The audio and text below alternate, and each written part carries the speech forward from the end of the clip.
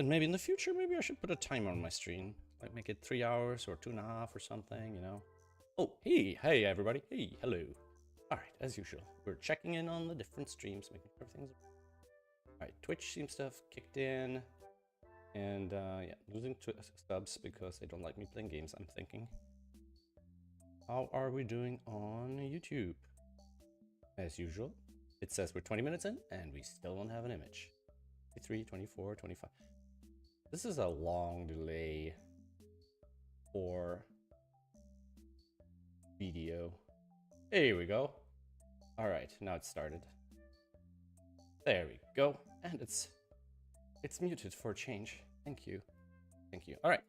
Today, we're looking at identifying puzzles, and specifically the identifying that happens on the client side for replay data, because, well, I want to bring those into... Man, I misplaced my...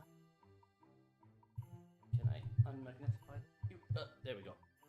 Specifically, the kind of identification we're doing on the client to match up puzzles with replay data, because the primary first sort of purpose of the account system is to track your replay data. And currently, the replay data, it's kind of a one-way identification. So when you're opening a puzzle, the puzzle has an ID, and then with that, it can find the replay data. But we don't have an index the other way around. So if I have replay data, I don't know what puzzle it goes with. That ID doesn't relate to a URL or anything like that, right? So if we can extract those IDs, and I don't know how reliable they are. They're generated by external tools and whatnot, so there might be a lot of problems in here. But basically, they should become part of the puzzle info we've been putting together. And today we're going to look into seeing if I can make that happen. So I think I can get myself some space here. And we did that in here, in Create Puzzle Info. And in Create Puzzle Info, it does a bunch of stuff like that. And we probably can rebuild it from scratch. We can probably erase the puzzle info as well. So if we run this right now, this is gonna cause us problems because I did some renaming and all that. Let's see, if we run this, what happens? It might not do much. Or it might break in some weird way. Or it might just sit there for 13 seconds. And here we had 47. Okay, so it didn't do anything. So let us have a look at MongoDB Node.js delete. If I want to delete documents, right? Delete result, delete many. Delete many, doc. So if we say delete many doc and then just have a blank doc, I'm assuming that's going to delete everything. And I think that's something that should be safe to do here, right? So if I do something like... if I do something like... init database, puzzle parsing, helpers... initdb helpers, puzzle parsing. If I do something like const delete collection async db comma name, and then we should be able to do something like this.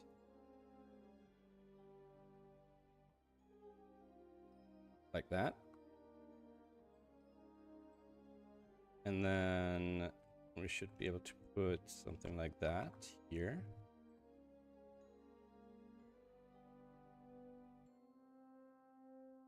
Like that. And be able to do something like this.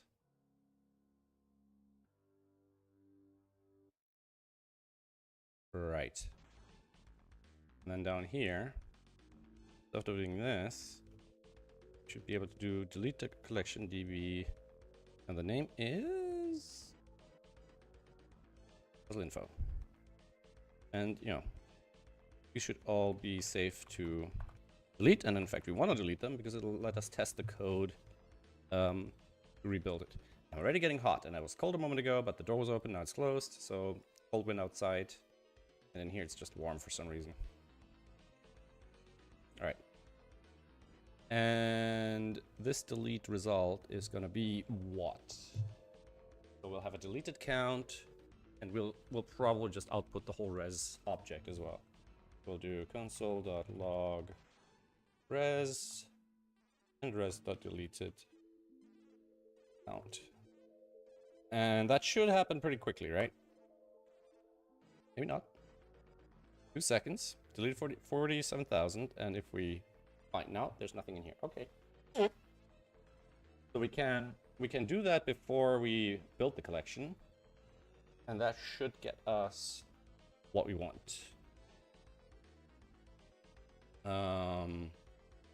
I think we'll just do something like this. I think that's all we need.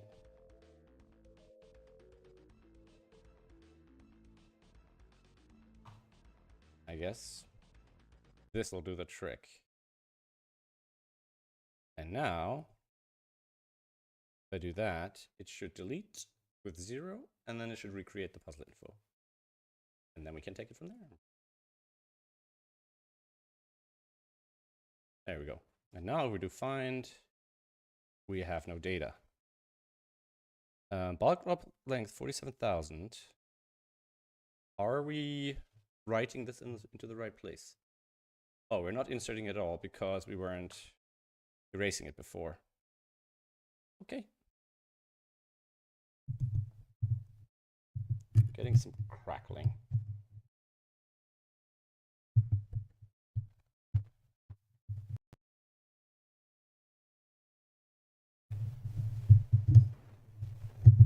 There is some noise in my microphone. The music stopped.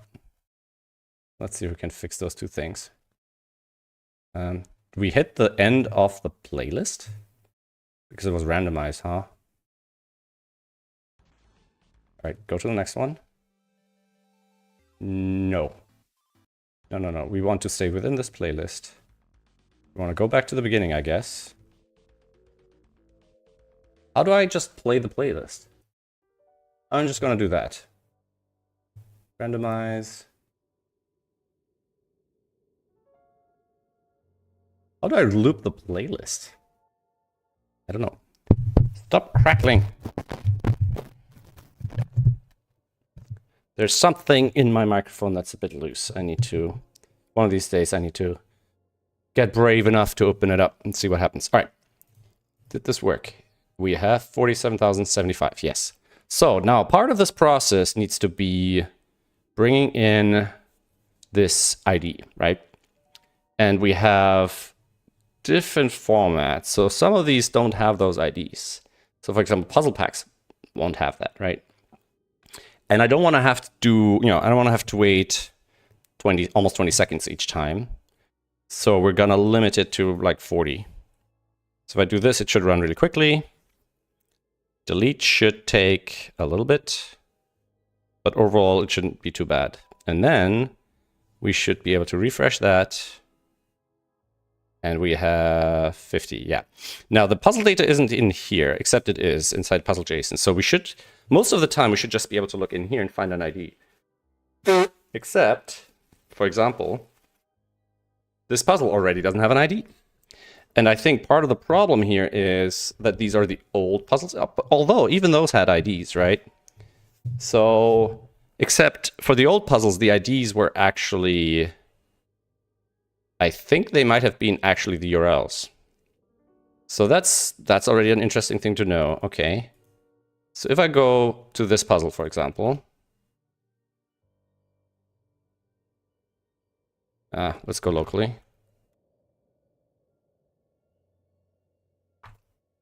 Right. It doesn't like it.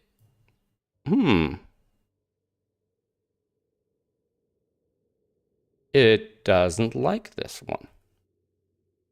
Huh. What are the odds of the very first puzzle being problematic? All right. So let us have a look at the puzzle data here. Okay, it's an FPUZ data, FPUZ puzzle.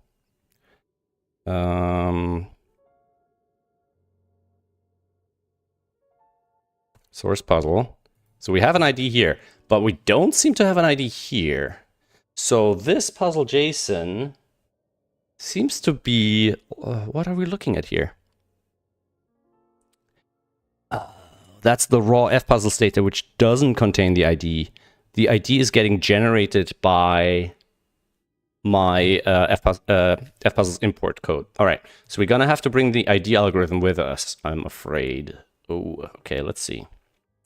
All right, fpuzzles decoder. Let's shrinkify this code and find where the ID gets generated. And, you know, I roughly know where it is because I have used this many times. So this is using base64 for codec decompress. So it compresses it and then generates a digest from it. So one sec, create fpuz. So it takes the raw, if type of puzzle is string puzzle, M5 digest. Now the problem is I don't know if this M5 digest is the actual M5 digest, right? Or not. But I think I have access to this function. So if we go in here and we look at puzzle this, and then we should be able to pull out create fpuzzle ID like this. All right. And we should be able to pass in the fpuzzles data without the prefix. So, and then we can compare. Does it generate the same ID, right? And that puzzle data is, I think, this. Let's do the first 5. We'll do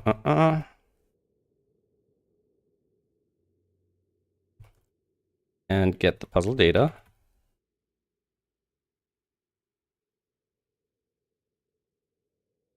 And this.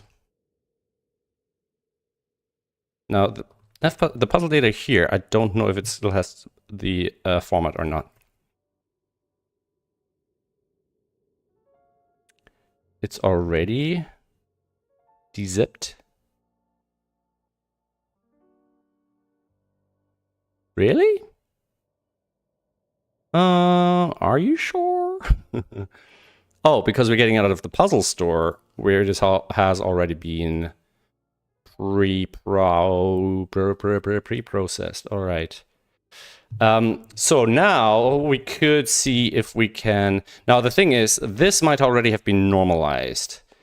So the IDs might not match, and that's kind of part of the problem. The ID is based on sort of raw data, and there's different ways of encoding the same thing, right? So it could be that there's more than one possible ID.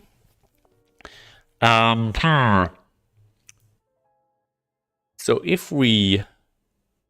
The puzzle data is JSON, right? So in theory, if we just compress it...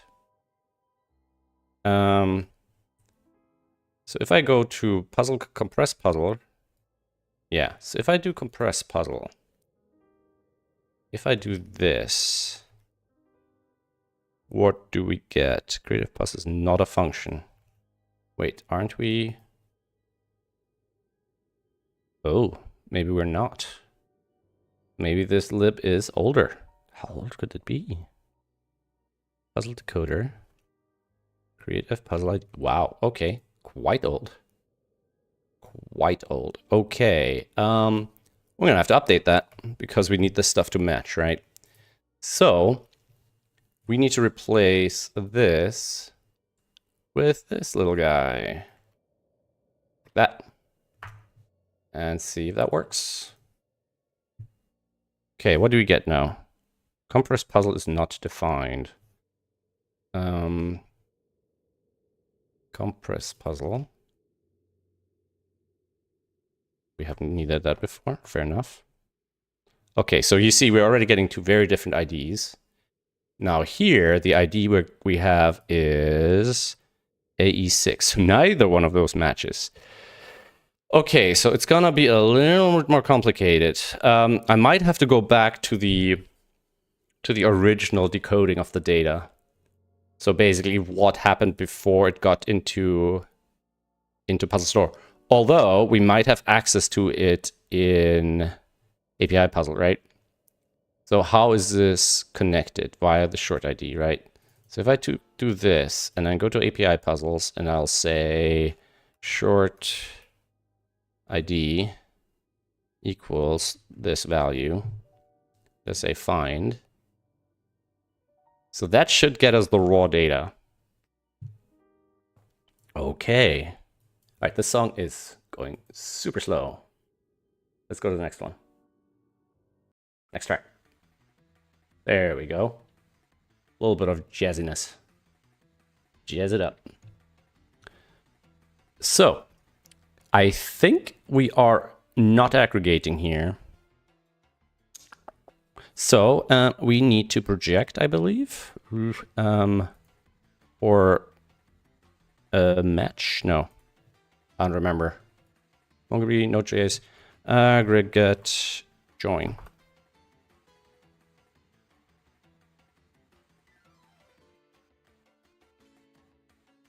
How do we do a basic aggregate join? Match. Lookup.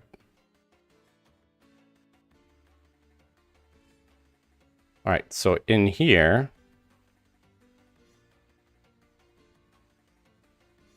not create puzzle store, in create puzzle info, here, puzzle store, we should be able to do a lookup like that from puzzle API puzzles, from API puzzles, local field would be short ID. Now the problem is we have two different ones, right? We don't really care, but we'll see how it works out. This might be a one-to-many link. Foreign field, short ID. Local field is actually, puzzle store is actually short IDs. And here we might want to aggregate join one-to-one, multi-field, unpack errors in groups, unwind. Ugh. Okay, I don't know how that's gonna look. Stuff is moving in my periphery because it's quite windy outside. As raw puzzle. This API puzzle. Now, let us skip that. And let us skip most of this, and we'll just say continue. We'll do limit 2, and we'll just output the thing. Right? So here we now should be able to see API puzzle, and we should have, in this case, 2 mappings, right? And do we care about both? So in this case, for example, it decided that they should be the same. But what it doesn't get us is, does this give us, well, one of these is basically broken and we decided to fix it. So that's a little bit of an issue. But we should be able to get one each. So we need one specific ID for each of these, potentially. But we definitely have potentially more than one puzzle ID. Interesting. So let's see what we can do here. So doc.API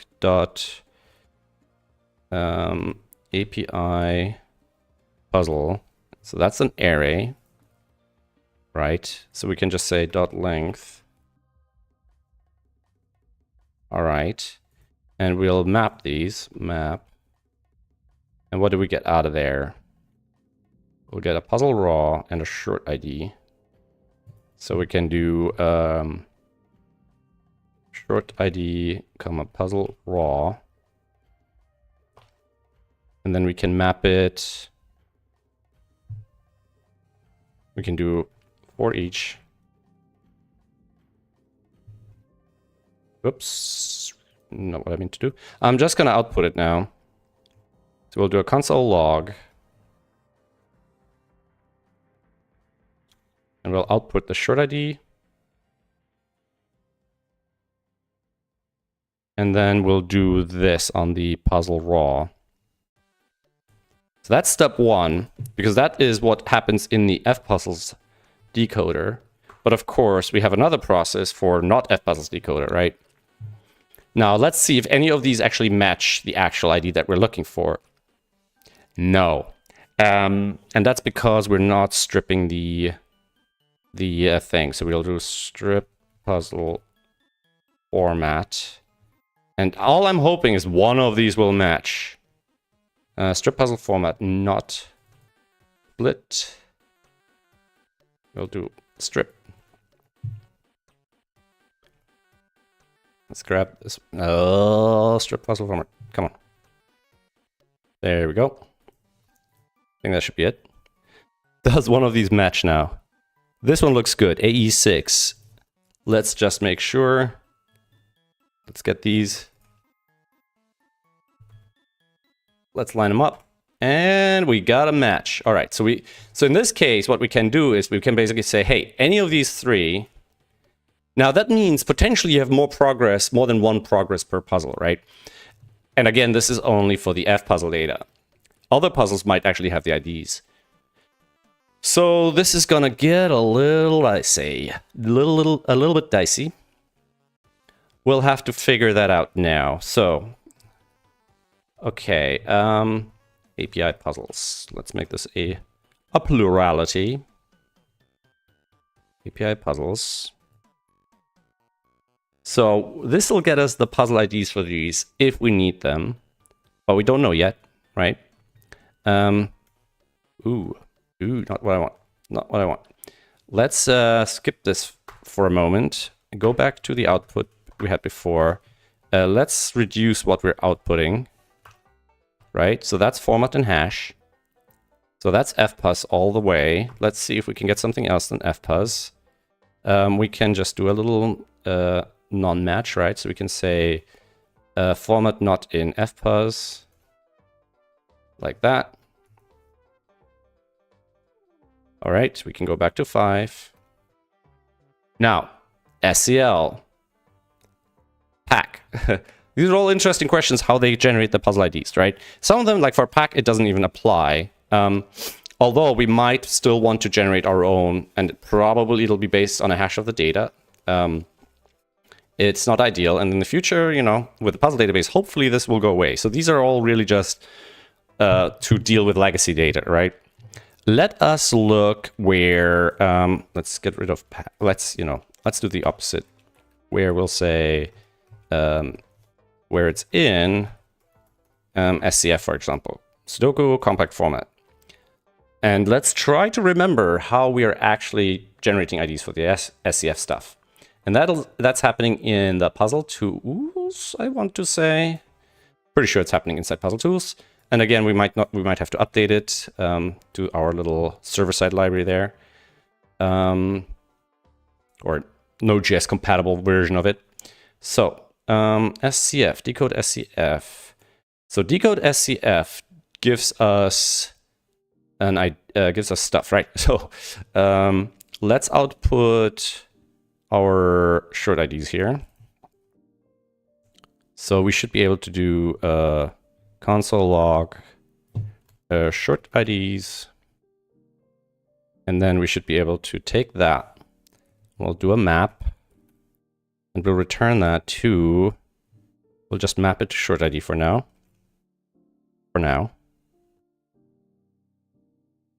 Like that. I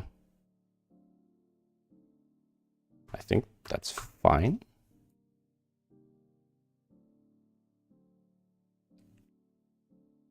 We'll probably want to do JSON.stringify just for the sake of outputting this in the console in a compact format. Probably, actually, no. Probably we just want to do this like that. Join like that.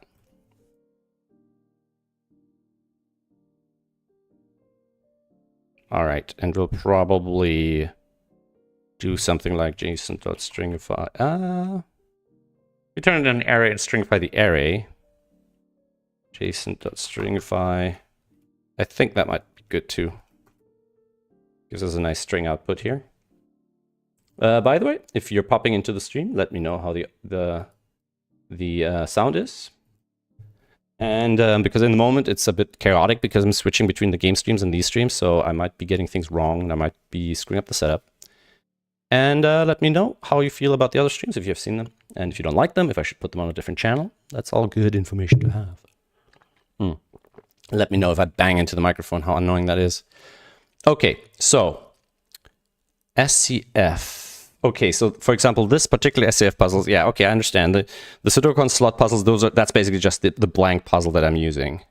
So let's try something like that, right? So we can do localhost like that, and this ID, right? And we'll do, give me the source puzzle, and we have an ID, right? Now, this ID comes from the fpuzzles decoder. No, the puzzles tools SCF. Now, we have the SCF data in here, right? We are decoding it. So at the end of here, we have the JSON data. So for the SCF decode, this might already include the ID, right?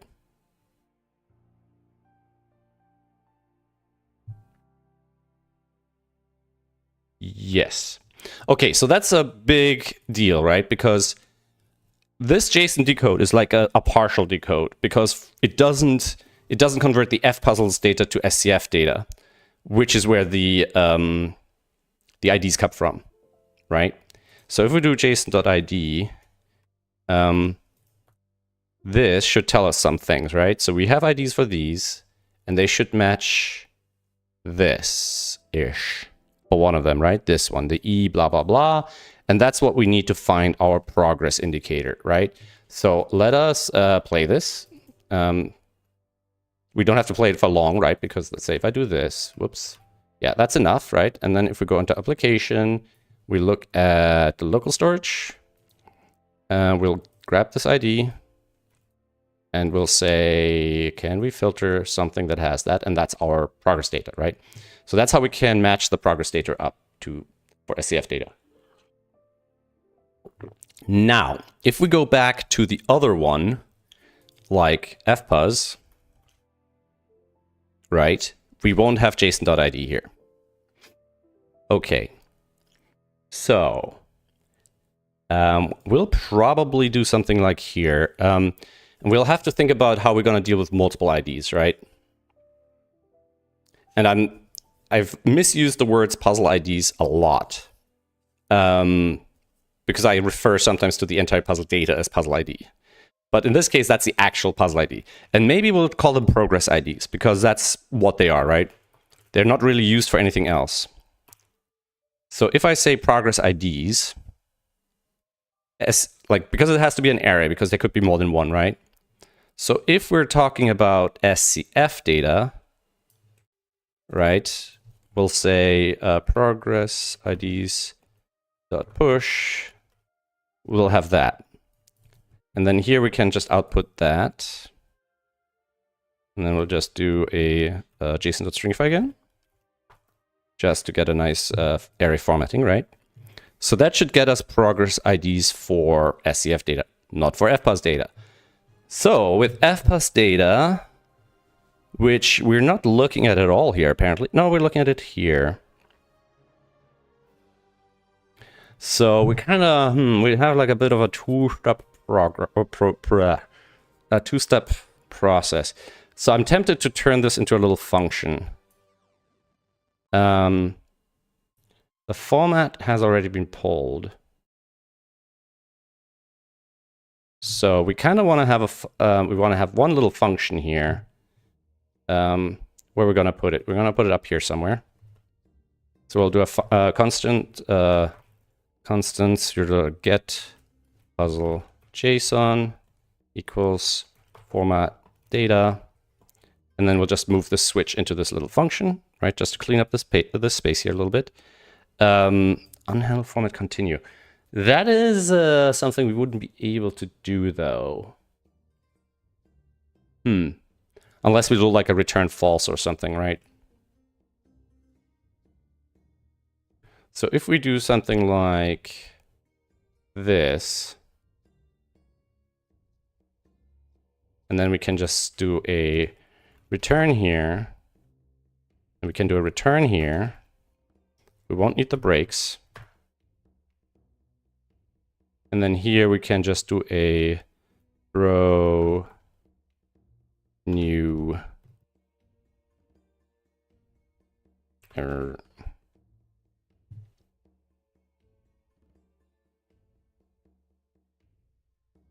Let me see if I just throw the string.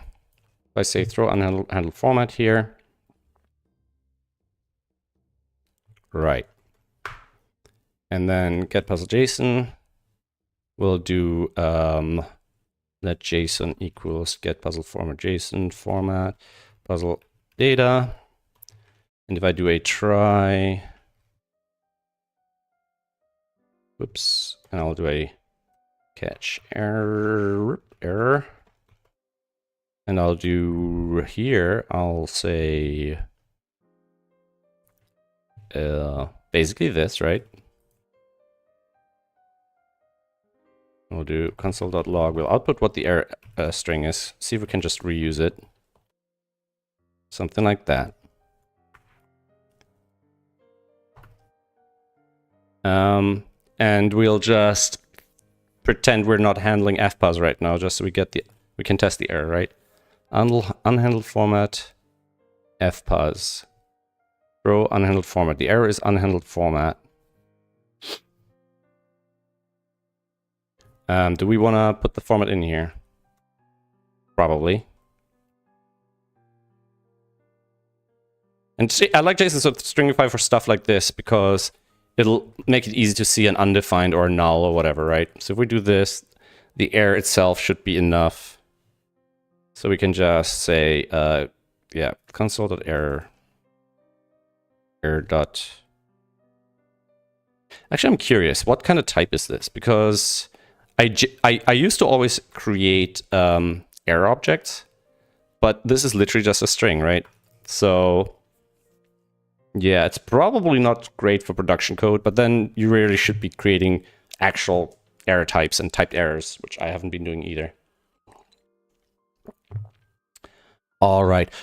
By the way, there was an interview published recently that, not recently, it was published a while ago, but I had been waiting for that, and I didn't know it had been published. This was January 23rd. It's on hey.gg/podcast/SudokuPad. I am curious if there is a version on YouTube. I'm so used to looking for things on YouTube. But I don't think they have a YouTube channel. That's so odd. Huh. I'm not really familiar with the whole podcast scenes and like the custom tools and all that stuff. That's a bit of a shame. I would have seen it sooner. All right. Anyway, so this gets us. Wait, this is supposed to get us the error. Did I not? Am I not throwing errors? Yeah, unhandled format fpuz. Okay, that's fine. And then it does continue. Okay. So now puzzle data is not defined because it's just data. All right, fair enough. All right. So that gets rid of this block. And then the reason I'm doing this is because now I can do the same thing for the puzzle ID. So get puzzle ID. And one issue I have now, I want both the data and the JSON. Or, excuse me, or do we want to do all of these things in there? Because basically we still have to switch we need to do different things. And now I'm feeling like I should just do it in there, and then I might as well do it down there. But it still makes sense to do this as a singular thing, right? So we might want to return all of these things.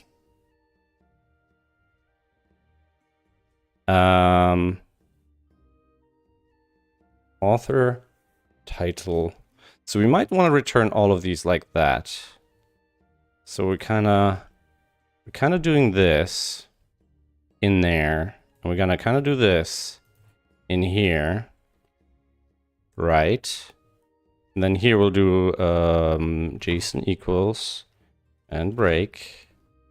JSON equals and break. And then we'll return, well, we'll do these afterwards down here. And then we're going to return these. Return, well, basically all of these, right? Like that. And then here, we're actually going to do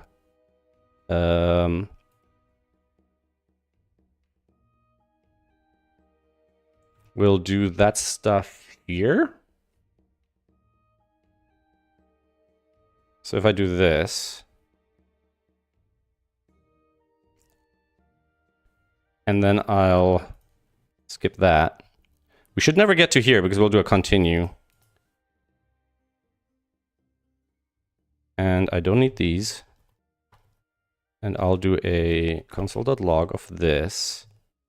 How is this a console.log? Yeah, that's it. That's not it neither. We'll do that. And then we'll do all of that stuff in here. And I think that's okay, right? All these other functions are elsewhere. And a JSON is not defined. Let JSON get puzzle JSON.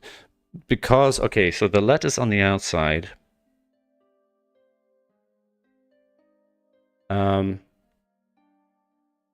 We could move, either we move all of this inside here, which I think makes sense. Right.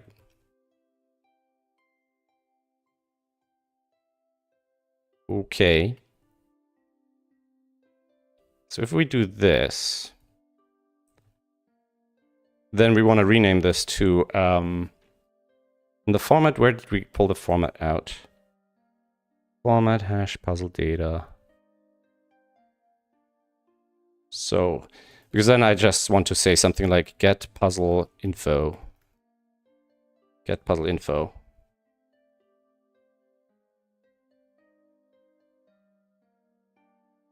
Because it's not just the data, it's like all the stuff for the puzzle info thing.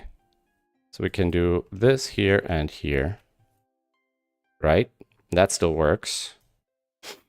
Don't need that anymore. Right.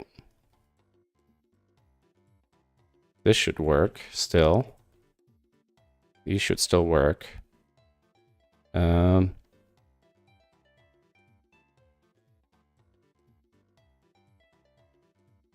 Get puzzle info is this part. Solution format hash. Okay, so that's from the previous guy. All right. So why is solution separate?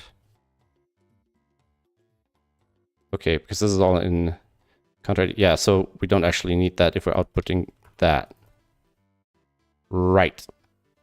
Except JSON is undefined now. Does it make sense? What are we... what kinds of data are we looking at the moment? FPUZ. No, FPUZ, we should have JSON. FPUZ, safe, yada yada. JSON. Okay, that does make sense. That doesn't make sense. JSON is here. Get puzzle info. Solution progress ID. Solution undefined. How do we not have the JSON here?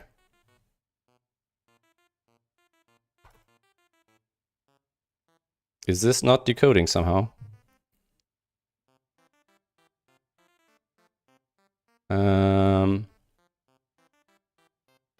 I'm guessing there's some problem with the data there. JSON undefined.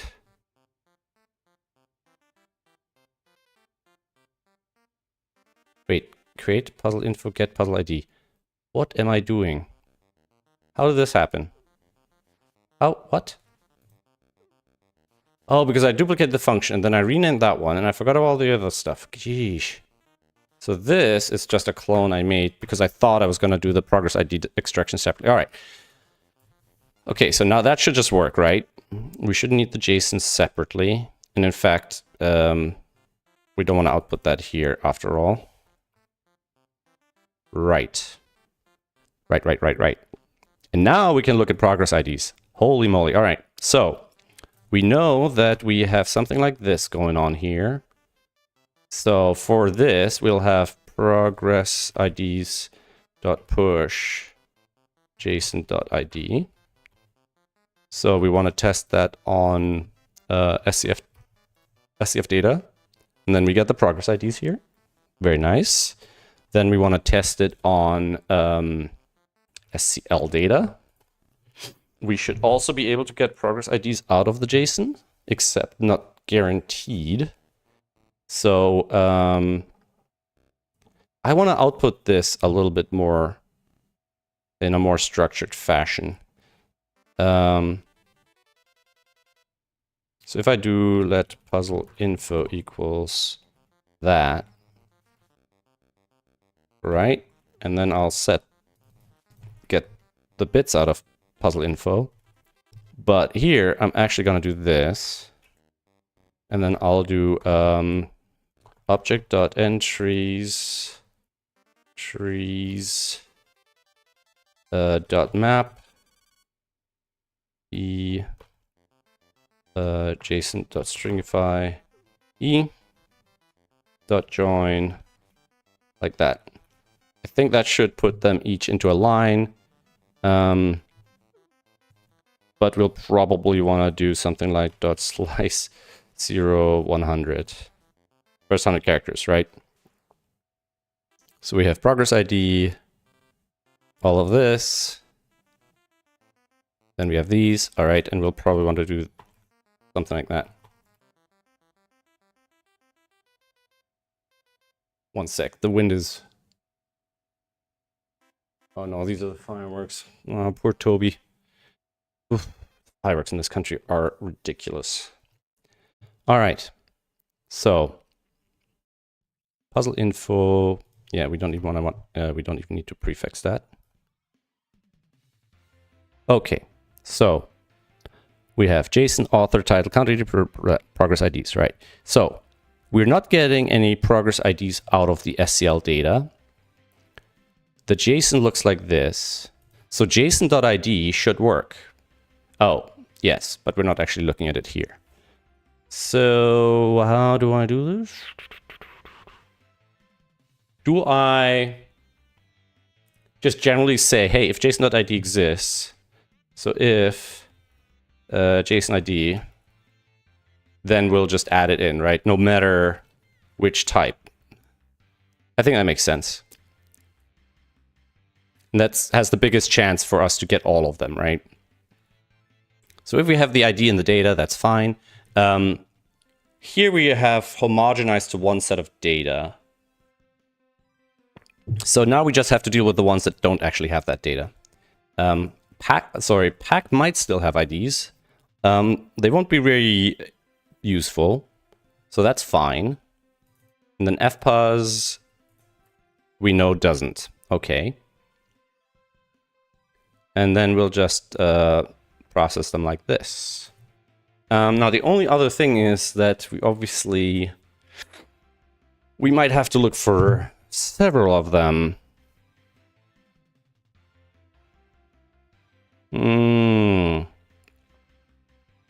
So let me think. Earlier, we looked at Killer Knight, and we couldn't generate the ID from this. And I think the reason is because I've done a bunch of stuff to the data to pre-process that. Like, so for example, if the data was URI encoded, the ID would be different, and so on and so forth. Now, here, in the decoder when I generate the ID, which happens, by the way, fetch raw ID, load puzzle, parse puzzle, create puzzle ID, right? So parse puzzle here, parse f puzzle, strip prefix, JSON result, raw ID, strip prefix. Okay, so that just gets rid of f puzzles, that's fine. So it doesn't do any extra pre-processing, okay. But when I create the puzzle store from the raw data, we do all sorts of shenanigans here. We try to unzip it, we try to parse it, we try to safely decompress it, and then the JSON is parse JSON string. In theory, it should still be okay to just reverse that, right? So, for example, we have JSON data here. And the JSON data is a string. Let's see. JSON data is a string.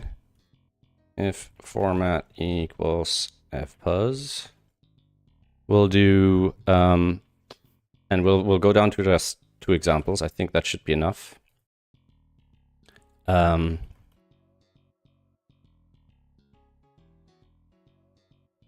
So we'll have type of JSON. So that should just be a string, right? That shouldn't actually literally be JSON data. No, it is an object. Okay. So if I do what I did here earlier, I think we might have a better chance if I do the conversion correctly. Let's see. So we want JSON.stringify JSON, and we want to then compress puzzle. And that should give us the original data back, right? So, and this should compare to this particular one, right? So with the AEA6 at the end, which we're actually getting. That's a good start. So if I do this, and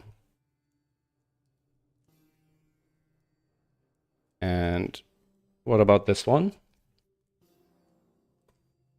C7. So that's actually working out pretty well. But it might not be a guarantee to find all the things, especially when there's different versions of the puzzle available. So we'll probably want to do this, but we'll probably also want to do the other thing, which means going back to finding more access to the document, which means maybe I don't want to have this in a function here after all. All right, I'm going to take it out of function again. This was a dumb move. We don't need that here. So we're just going to do this for now. So we're just going to do this in here. We'll do all of this. And then here we'll just say console.error. We'll just output that directly. We'll do a continue. Right. We don't need the try catch. And then we can go down 1. We have all of this stuff. Don't need that. All right. Puzzle info is just all of this stuff. We don't need to do that. We can do the reverse just for our output statement here. And then we can do this, and we don't need that because we already have the continue up there. And now we have a little bit more freedom, and I don't get into my own way so badly. So now we can do this as well. And in theory, no, that doesn't make sense for any of the other ones, right? So this only makes sense for the fpuz. So we kind of want to do this. And yeah, if I do this, for example, and I'll do this and comment that out. Where do we get to? Data is not defined. Me. So we'll have to go back to that. Puzzle data.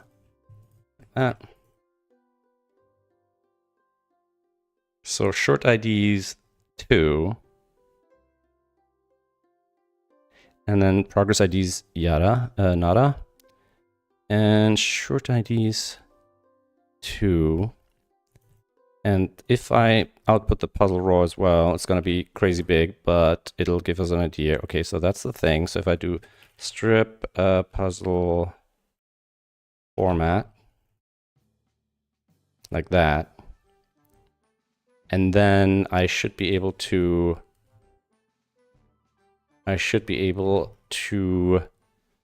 create the ID from that directly without the extra compression. So where's the short ID stuff here? So this should match one of them, but then we have another one. Now we know this one is broken, so this is not a good example.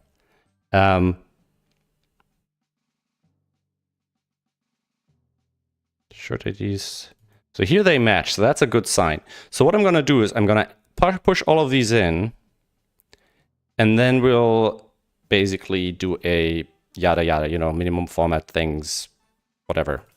So if I say IDs like that, and then I'll say, we'll have this one, and we'll put them all in an array, like that, and then we'll put these in here. We don't care about, do we care about the short ID mapping at the moment? Probably not. Do we need to match them eventually? Maybe, maybe not. There's going to be so few we can just try them all, I think. So what we're going to do is we're actually going to do this, and then we're just going to do this. Like that, and like that. And then we'll have the end of the array here. And then we're going to output that. And then we'll get rid of duplicates, because we'll have duplicates in these. IDs. Yeah, so we have duplicates here. So we'll do new set of this array, and then turn back into an array. So, boop, boop, like that. So we have these two here, and this one here. And if we go further, do we get a few more examples? One here, one. Most of them are one. Very rarely will we get two. That's kind of what I'm expecting. So progress IDs will be that. Like that.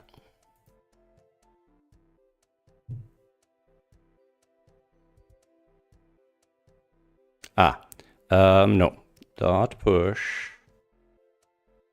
We'll do that. Because we might already have an ID in there for some reason. Okay. Then we have progress IDs, so we'll get rid of this. And now we have progress IDs, yada, yada, yada. So now if we change this to just outputting progress IDs, so we'll do console.log progress IDs.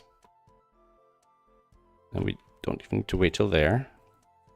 And then we can do this and this. And create puzzle info is up here. Okay, that's fine. Progress IDs like that. We'll probably want to do something like this. Dot join. A simple array.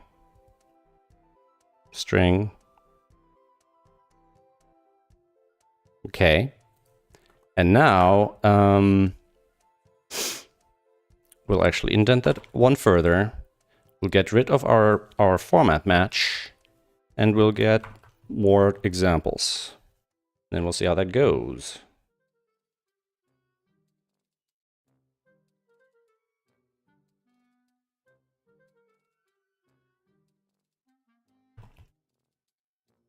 Whoops, I just realized I posted my stream announcement in a private channel.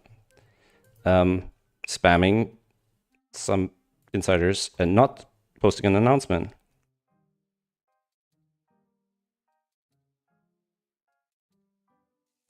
Sorry about that. Whoops. I think I can just delete. Sven Code said whoops. Sorry.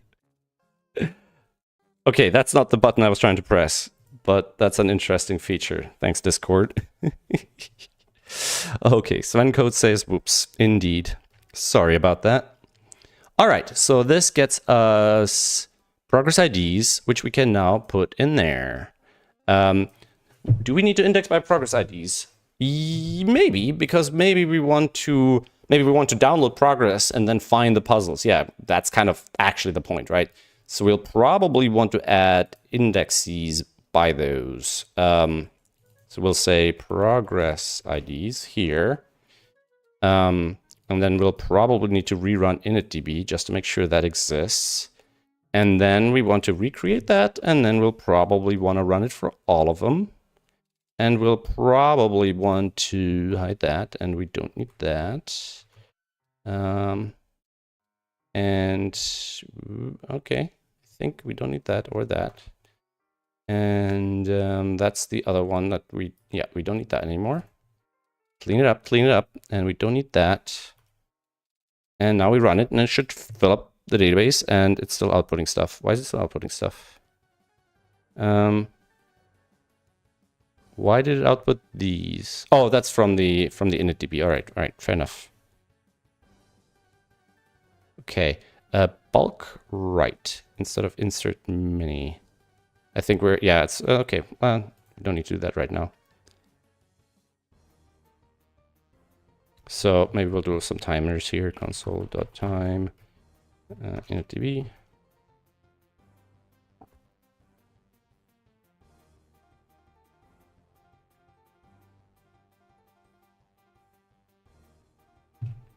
Can do that in the future when we do multiple steps.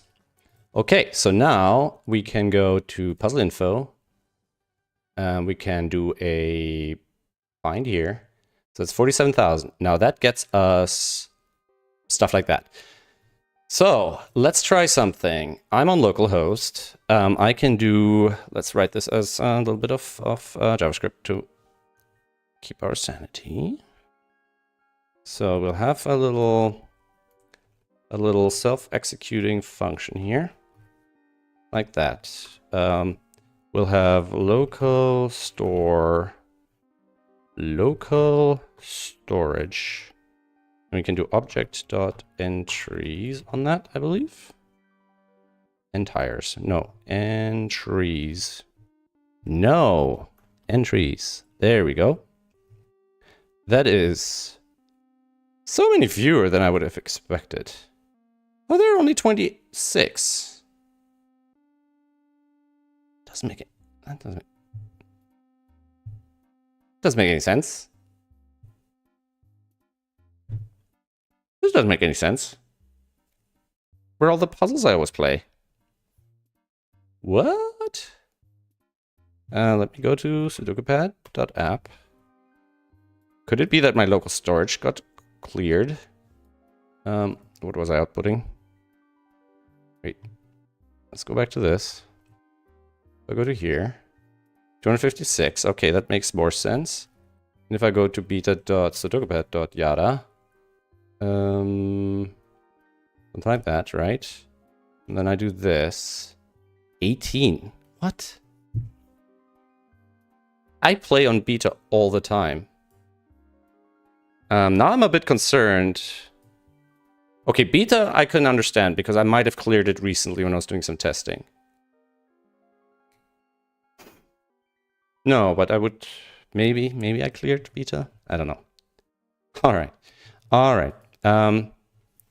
But we actually just care about the keys here.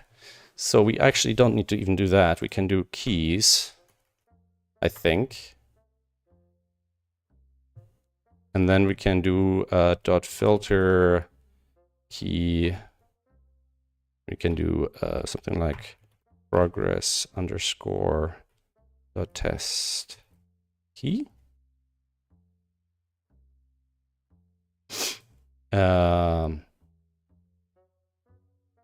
Test progress underscore test key. Oh. We're not actually outputting anything from this function. There we go. There is one like this. Don't even know how that'll work. That would work. Maybe that it's like puzzles that actually have an ID, but the ID happens to be the empty string, and that's kind of where it writes them to. Huh. Okay. So actually, this is fine. In fact, I don't need this. I can just do that. We need to map these. We'll just do the same kind of thing, right? We'll say, I'll just do that. Key, boom, key dot replace with nothing, right? Like that. And then we'll probably just want to sort it and stringify the whole thing and then copy to the clipboard.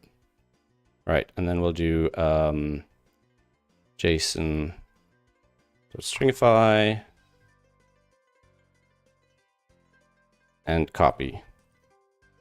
And now if I take that onto SudokuPad.app, we should have a nice long list of these as JSON data.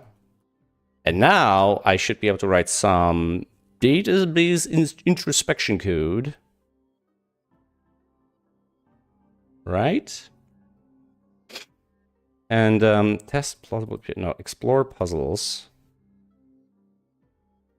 I think I'll make a new function for that, and I'll just do something like const find progress data.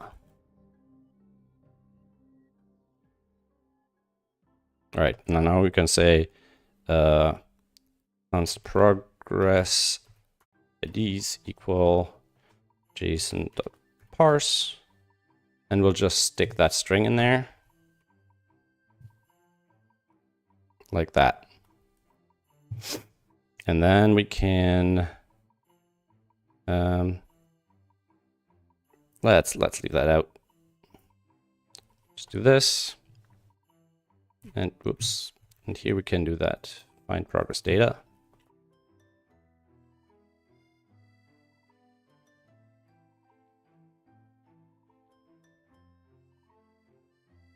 Like that. And we'll do something like this, console.log progress IDs, and we'll just output the length and the first couple.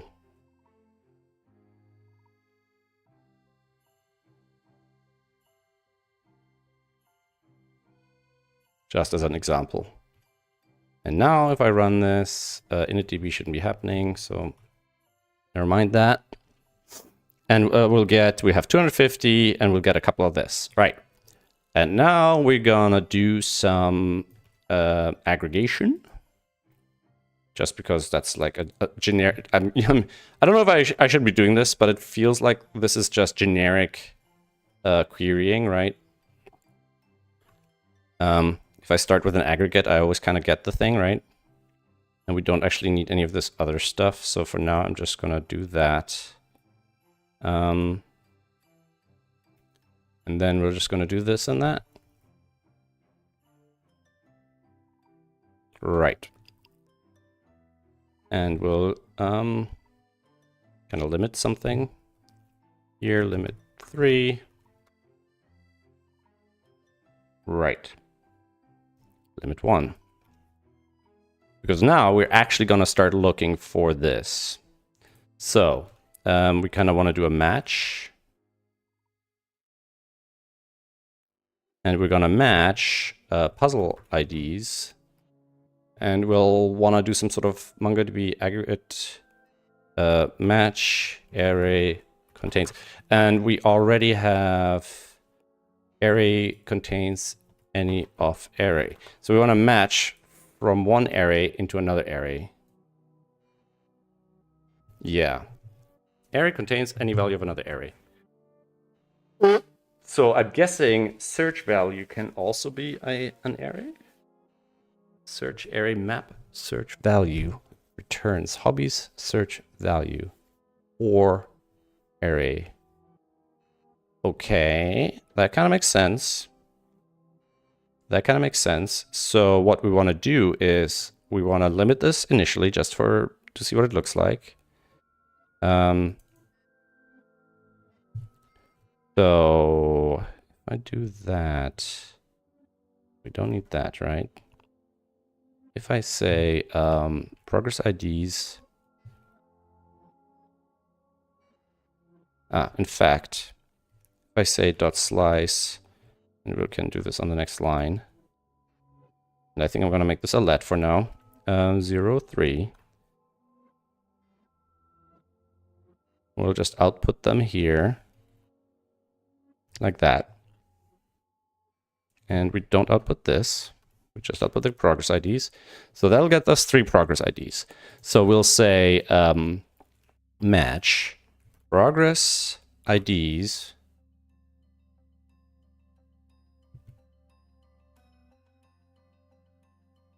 I was gonna say contains, but I guess that's implied. So I guess we go straight to OR here. So we'll go straight to OR. So that'll be an OR. And then we go progress IDs dot map. And that's just gonna be val. And we're gonna return these objects. Actually, if I do this, it's gonna be even simpler. Right. And I'm gonna do something like this. Let query equal. Because now I can just output it as well. Something like this.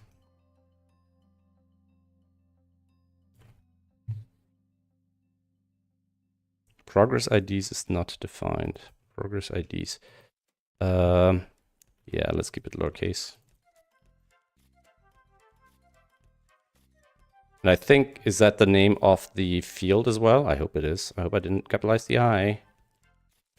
In here. Count ID. Oh, I haven't even added it yet. I'm a little silly here. Wait a second. Count ID. Wait, what? Create puzzle info. Progress IDs. Oh, here it is. Yeah. Okay. I think this should be above. Bring that in here. We hadn't actually brought that in yet. So we're gonna have to rerun that. So if we do this, let's see how that works. It's gonna take 20 seconds or something to build the whole thing. But we kind of, in this case, that doesn't feel like 20 seconds at all. In this case, we do want to build the whole thing because, of course, we're matching against a random list of IDs, which might also not be present in this collection, right? So my progress might be predating anything that's in short IDs and whatnot. Should be unfortunate. But yeah, the old puzzle database should be in here. By definition, yeah, those were converted to short IDs, basically. All right, so we've deleted them, we've inserted them.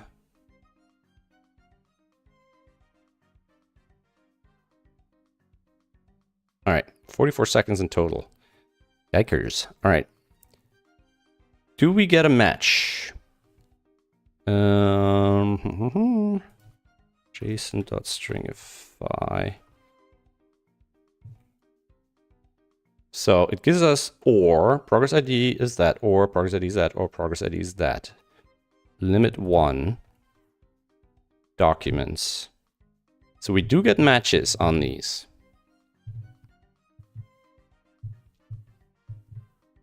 So the question now is basically how many matches do we get?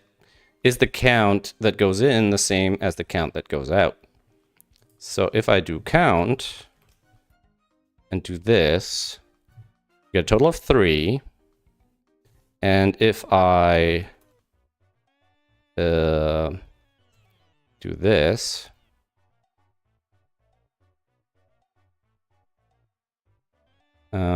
get rid of the slice, and don't output the query, and now get the count of matches. Okay, so for example, in this case, we're only actually matching 48 of the IDs, which is a little sad. Very sad, really, really very sad. So does it make sense for me to, yeah, let's look a little bit at some of them that aren't matched and see, you know, what can we get out of that, right? So forget count total, forget limit. We're gonna just extract this stuff. Is there a quick way of returning a result into an array?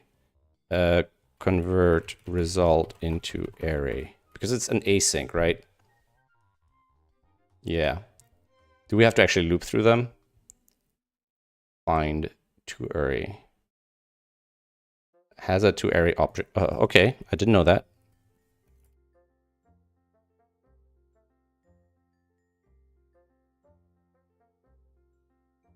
Is that async? It is. Okay, good enough. Good enough. Okay, so if I say do something like let res equals that,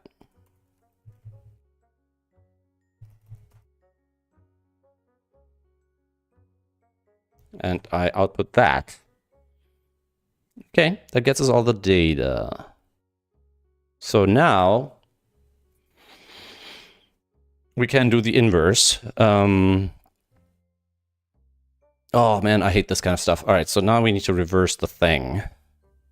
We basically want to progress IDs.filter ID, and then we'll say not res.find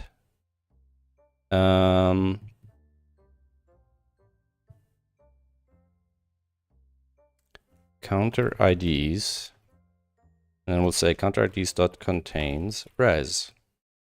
So we'll find all the ones which don't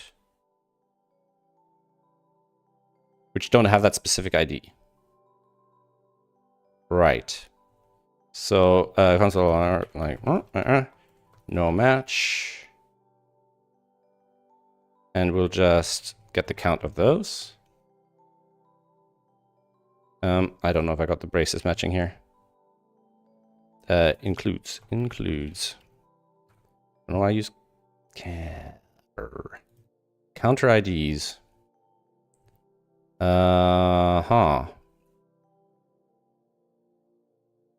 Res. Wait a second. Res dot for each. The document is an object that has a short IDs element, which is a counter IDs element. No. Progress IDs. Okay. Geesh. Alright. Having a multi-line... Ooh, no. I don't want that. Having a multi-line query here is incredibly annoying, so I'm going to get rid of it. So, filter. And dot length. And progress IDs. No. Progress IDs. Go there. No match. 250. That doesn't make sense.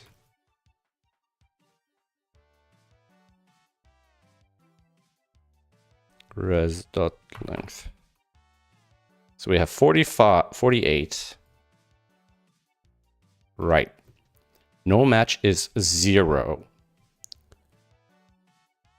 Includes res dot includes ID. God damn it. All right, ID. No match 47. I think that might mean that one of them is a duplicate. That the fact that there's fewer... Wait, what does this tell us? There's 47 elements in progress ID that match something in the results database. But there are 48 things in the results database that have a progress ID. So 2 of them have the same progress ID. Okay, that makes sense. And we can look at that in more detail in a moment. Might be interesting. And if I say no match and I just say not find, we'll get the rest. So there's just 203 progress IDs that don't have an entry in the database right now out of the 250. Which isn't great. So let's have a look at some of these. So if I do this, instead of length, I'll do slice 0, 1. F puzzle. Ah, but we're going that way around, right?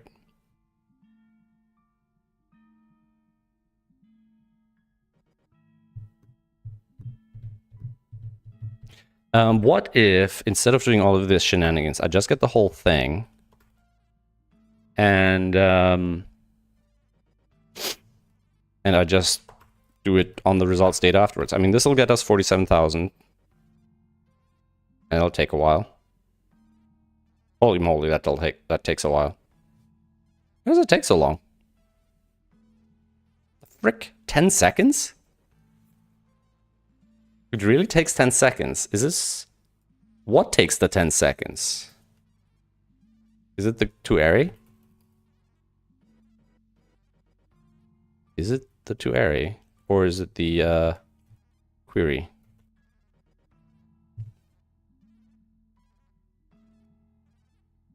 Let's find out. 10 seconds seems like a long time to just take 5 megabytes of JSON data and spit it out. Like, there's no qualifiers in the query, right? So 2 array is 9 seconds. If I skip 2 array, and I'll just loop through it, like that. Is that faster? Oh. It's twice as fast, though. So if I say res.push doc, and I do that, is that going to take 10 seconds again? Just because, what? Big data?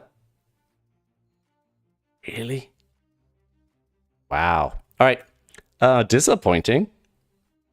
But we'll work with it. Okay, we'll work with it. So it's not the query. I mean, the query probably doesn't do any work, right? It just sets things up.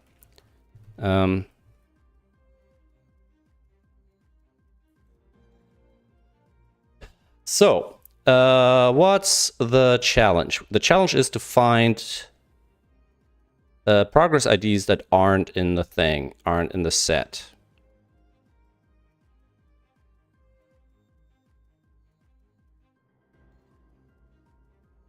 So what if we do a not match on the OR? So if we'll do something like not on the OR, and then we'll limit it to like 10.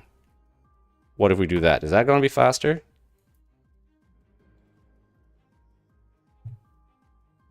Unknown tuple not. Match. So MongoDB not match.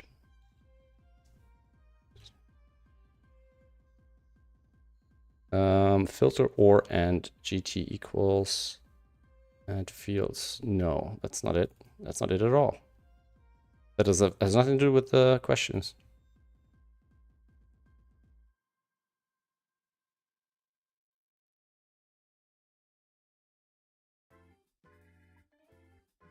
And probably instead of aggregate, if I did a find, it'll probably be a lot faster. Yeah, now I'm actually tempted to try that. So if instead of doing the aggregate here, if I say find nothing, is that faster than the aggregate? Probably not. Like what's the 10 seconds? It's 4 to 5,000 JSON objects per second. Is it just JSON parsing, maybe? But that should all be cached already. Anyway, it's the same size, doesn't matter.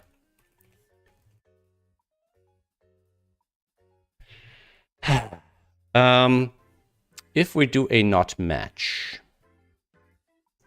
why does this not give me the result for that? Why should the not find one return not equal not or match not? Yeah, why does the not work? Not performs a logical not operation on the specified operation. It selects the documents that do not match. So why can't I just do... Why just can't I do a not? Oh, because we're on the outside of the OR. Well,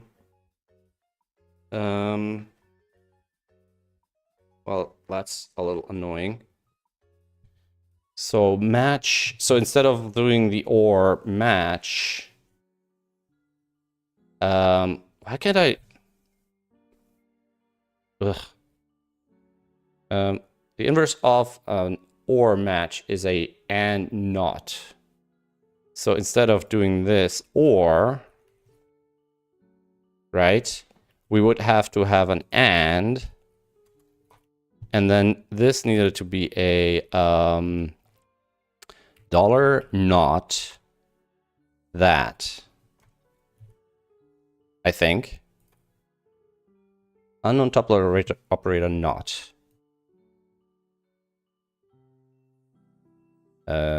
What? What you say? Not. Progress ID is this. Not. Operator expression. Not. Progress ID is this. That looks perfectly fine. Unknown top level operator not. If you're trying to negate an entire expression, use nor. What? Nor. Performs a logical NOR operation on an array if one or more query expressions and selects the document that fail all the query expressions in the array. So you're telling me instead of doing this, I can just do a NOR, not OR. Okay. So that'll give me 10. But if I take the limit out, it should give me 47,000 blah blah blah minus 43, right? So it should give me 47032 27.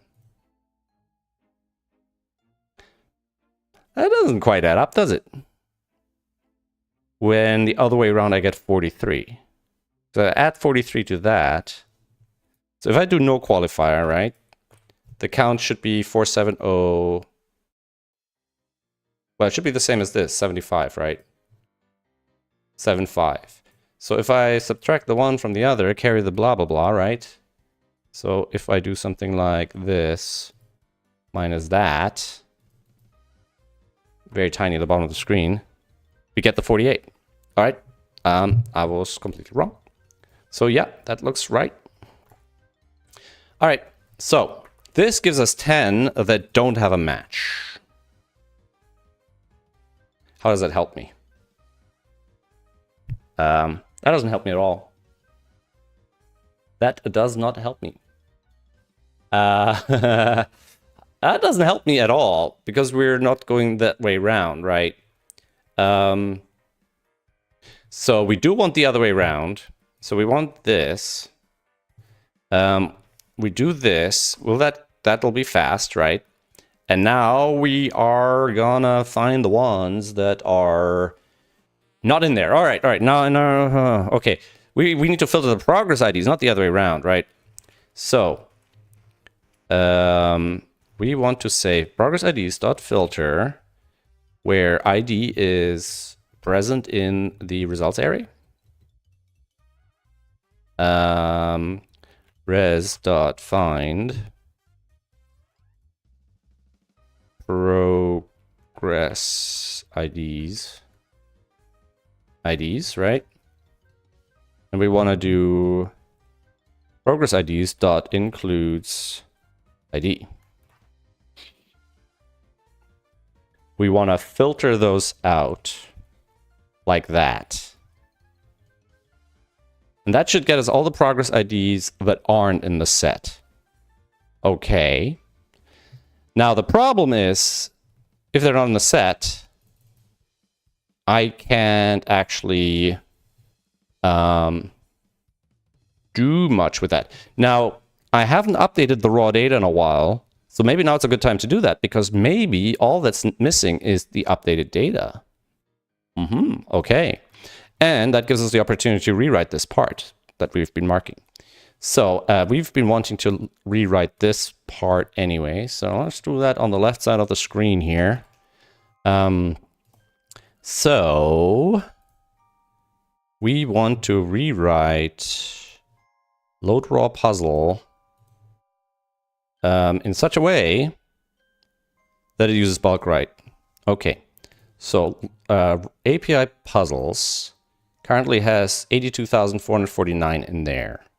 So we're gonna want to delete those. That's API puzzles. And I think they always kind of need to delete it, right? To be deleted, otherwise it doesn't really make sense to load them. Although in the future I want to do incremental loads, yeah. So let's make that as a separate process at the moment.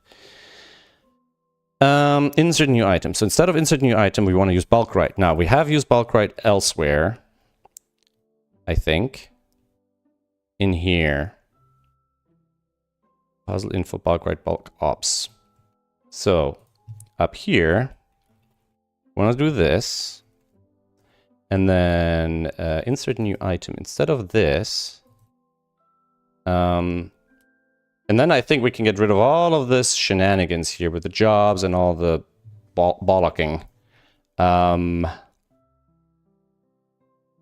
We can maybe... We can maybe do something like this. Right? And then job name, insert new item files. Okay, dokie. Okie dokie. We'll do this. Files length. We got that.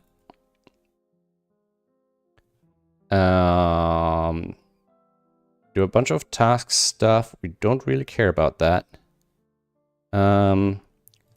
Files. So one of the issues is here is that if we do that, we're not parallelizing the file reading. If we do the bulk write like that. So instead of doing individual tasks, tasks push, promise all tasks. So maybe, okay, so maybe we do use this, our little task mechanism, but instead of the task being a bunch of API puzzle insert one thingies,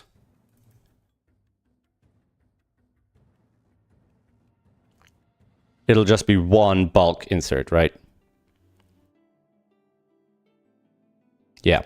So tasks.length is 0. Job name, don't even know what I'm using that for.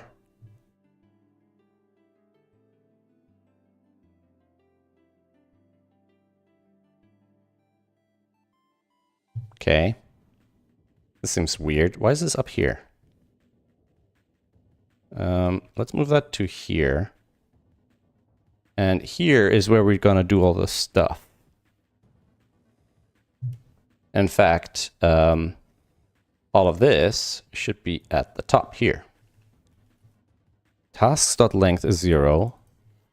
And then, okay, so tasks is actually one chunk. Okay, so we're gonna do bulk ops. Dot length is 0. Then we're gonna do this little thingy here instead of the tasks. Uh-oh. I don't like double cursors. They're unpredictable. I don't know how they work. Okay. And then this is actually gonna be one of the tasks.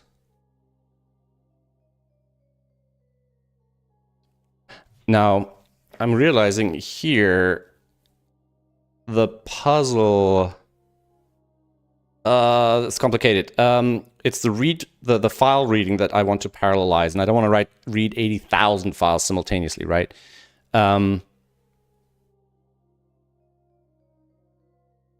Tasks. So instead of returning this thing, we'll actually want to return the item itself. So if I call this create new item, then I'll just say return this item, right? With that little await in here.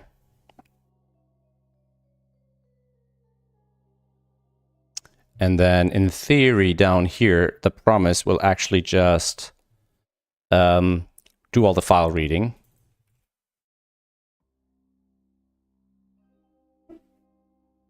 Right. And then that gets us the items. And then instead of insert one, we're just gonna do bulk write. So we're gonna do something like this. We're gonna bulk write this thing like that. Don't do the puzzle thingamajigs. Right, create new item. Yeah, it's because of the read file stuff. And we'll don't use that. Okay. And then do we want to output anything specific from this result?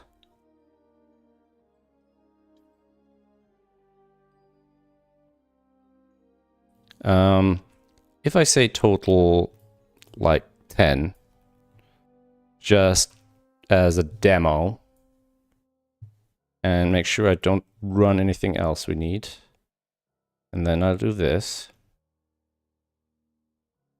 Maybe we rename that to create load API puzzles.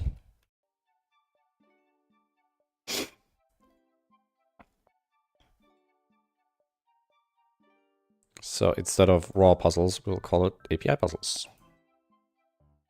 Load API puzzles. And if we run this, shouldn't take very long. Can use a session that has ended. Huh? What? Wait a second. What? Puzzle info is not defined. Where are you looking for puzzle info? 152. Oh. API puzzles. Bulk write. Error inner blah blah blah. Bulk write only supports insert one, update one. Bulk write.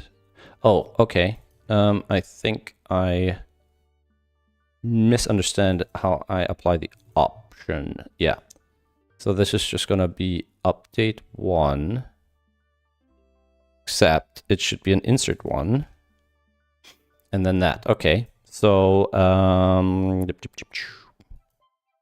go back to wherever we were just now. This should become... Do we want to map that? I guess we do. So if we do this, and then we'll do dot map, and we'll do item, and we'll turn that into an object with an insert one key, I believe.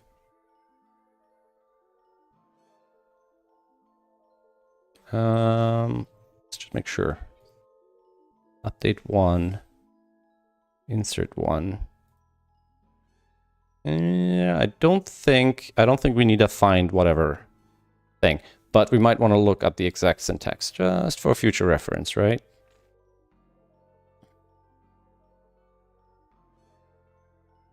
Actually, we want to look at the bulk write docs here. Chat test. Nobody is in here. All right. Doesn't work as I expected. I'm going to be insert one, update one, insert one, document, filter, update. I don't think, do you have to write document there?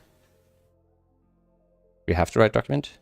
You missed a pair of curve. Okay, so I guess it'll be insert one, document. That's supposed to be a T. And do this, this, and that.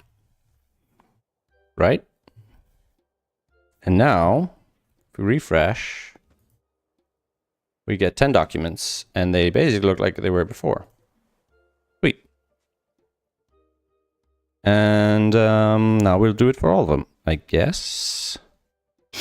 So, insert IDs, insert count. Yeah, we don't actually want to output that. Res job name. We'll do 1,000 per job. Yeah, that's fine. That's fine. And with the bulk insert, we might even be able to do more than 1,000. But I think the real limiting factor here is the file, the concurrent file reads, right? If I go back to the full quantity, one sec. Hey, babe. You gonna take Toby out now? All right. Do you want me to like preheat anything or whatnot? All right. Huh, okay. All right. So we had like 82 something before, and now we have 94. Okay. And now we got to run the other ones as well. So that's 20 seconds for reading 92,000 files. That's actually not too bad. I'm going to run one more time just because I'm curious if I do 5,000 in a row. Am I going to save it significantly, or am I already limited somewhere else? Like I don't even know what I should be looking at here. Ooh. If I look at the disk activity, is it disk activity that I'm gonna be worried about here? Maybe. If anything, I missed it. It was too slow.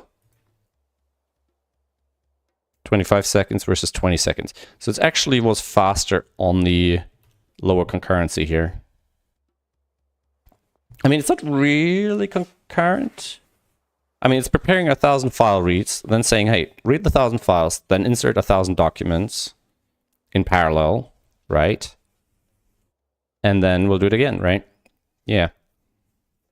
All right, I think that's fine.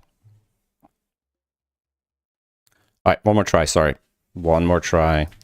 I'm also kind of curious about the disk graph here. Oh, look at that. But it only spiked once and then nothing else. And interestingly, okay, 5,000 was a second each. These are, so it's quite linearly. So I think the limitation is not so much the read speed, but like the, I don't know, how much stuff it just can do, right? 22 seconds here, 25 seconds here. It seems to get slower. Okay, so if it's really getting slower, we'll do one more with just 100 files simultaneously. And we see no spiking here. Oh, maybe it's reading from this drive? Yeah, except this is not where these files are. It could be something else, though. It could be some other process interfering. Yeah, it felt longer. But according to this, it wasn't really. All right, let's go back to 1,000. One last time. So these are about 10 milliseconds per set. And these are 10 times fast. Yeah, it's a fairly linear match. I don't know what the bottleneck here really is. I mean, the drives should be fast enough. I'm sure it's some sort of Windows limitation of how much stuff it can do simultaneously. All right, that's fine. That's fine. This is plenty good enough. And we end up with 94,709, and we start with 0. Okay. All right. And load counter IDB, we need to rerun as well. Do we need to convert this to bulk write? We have insert many. To be honest, insert many. We don't even need to use bulk write, actually. So could we have just used insert many? I think so. All right, I'm going to run one more time, and I'm going to see if I can just use insert many.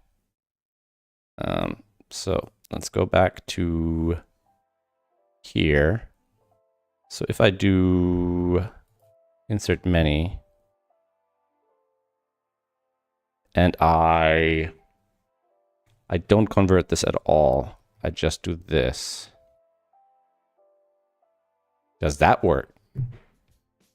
I don't think it'll be any faster. Like internally, it's basically doing the same thing, right? All right, come on, 94,000, 30, 40. It feels slowish, but like I'm looking at the numbers, around 200 milliseconds per thousand, so it's not too bad. And we're done. 20, yeah, same timing. But I think that's the right command for the job, so we should probably stick with that. Okay. Now, load counter DB. Do we need to rerun that? We might have to, but I might have to actually pull the latest data for that to make sense. Yeah. So we'll go to API, and we'll need to fetch the latest counter database. npm run fetch. I think fetch DB should do the trick, right? And then, ooh, yeah. So I think load counter whatever. So that's done now. And we can get rid of that comment down here as well. All right, load counter DB. So this is should already be using whatever bulk insert, right? It's pulling the database from there. And it doesn't really do much else. So if I look at puzzle counters, yeah, okay. We'll just rerun that. Nope, that's the wrong command. And we'll also want to delete the collection. What did I call it? Puzzle counter. Puzzle counter. And there's currently 38,879. Don't remember how long that takes. Not very long. 38,879, 39,709. Okay, not a huge difference. And finally, create puzzle store. And I think we might have to delete that as well.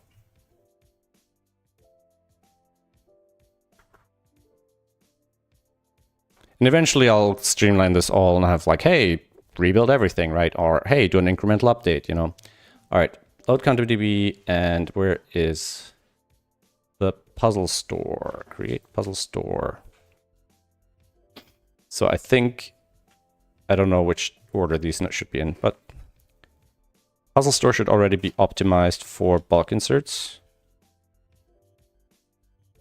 Or bulk upserts. Insert many, there we go, yep. So it already assumes it's all empty. Now this is the one that does the most mucking about. So, let's hope that runs without any difficulties. We are at 47,075. If we rerun it, we should see some change in that number, right? We'll getting some invalids. I don't remember if that's a normal operation or if I need to add them to a list or something. Let's see, puzzle store. Puzzle store. Yeah, we'll get the thing. Yeah, the invalids I think are including the ones from like known issues.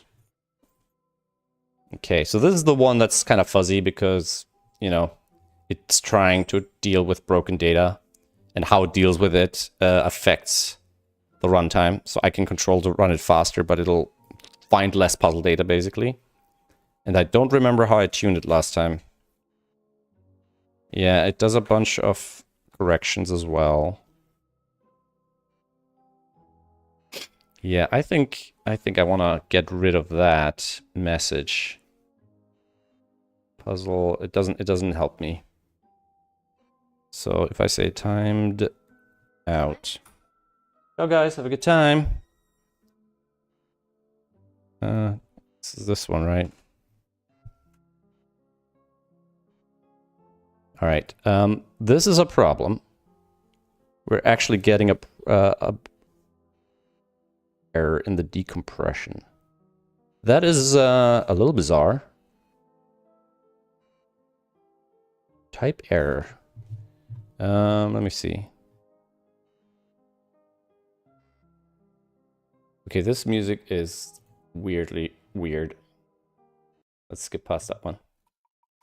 I might actually kind of make my own playlist and then tune some of these a little bit.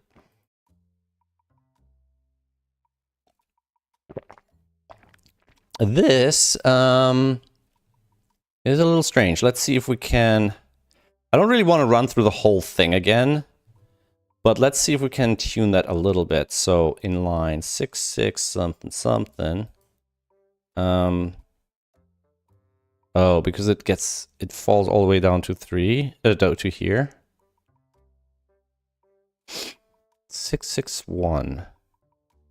Create puzzle store. Create puzzle store, line 196. 196. Invalid. Continue. Thing is, why does this pop out? And I don't know exactly where we're catching that.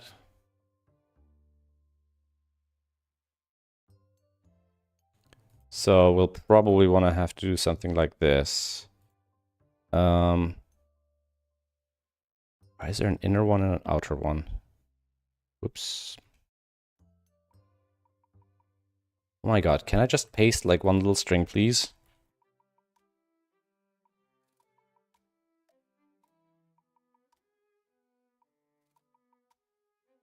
And if there are 2, why don't I see 2 here? It gets 3 thrown. Oh, maybe I am. Maybe this is the other one. Okay, so it basically tells me there's a problem with this puzzle data. We should be able to also have access to short IDs here, right? Because that's kind of what we're looking at. So we're looking at API puzzles, which are short ID mappings. So we do want to output the short ID as well.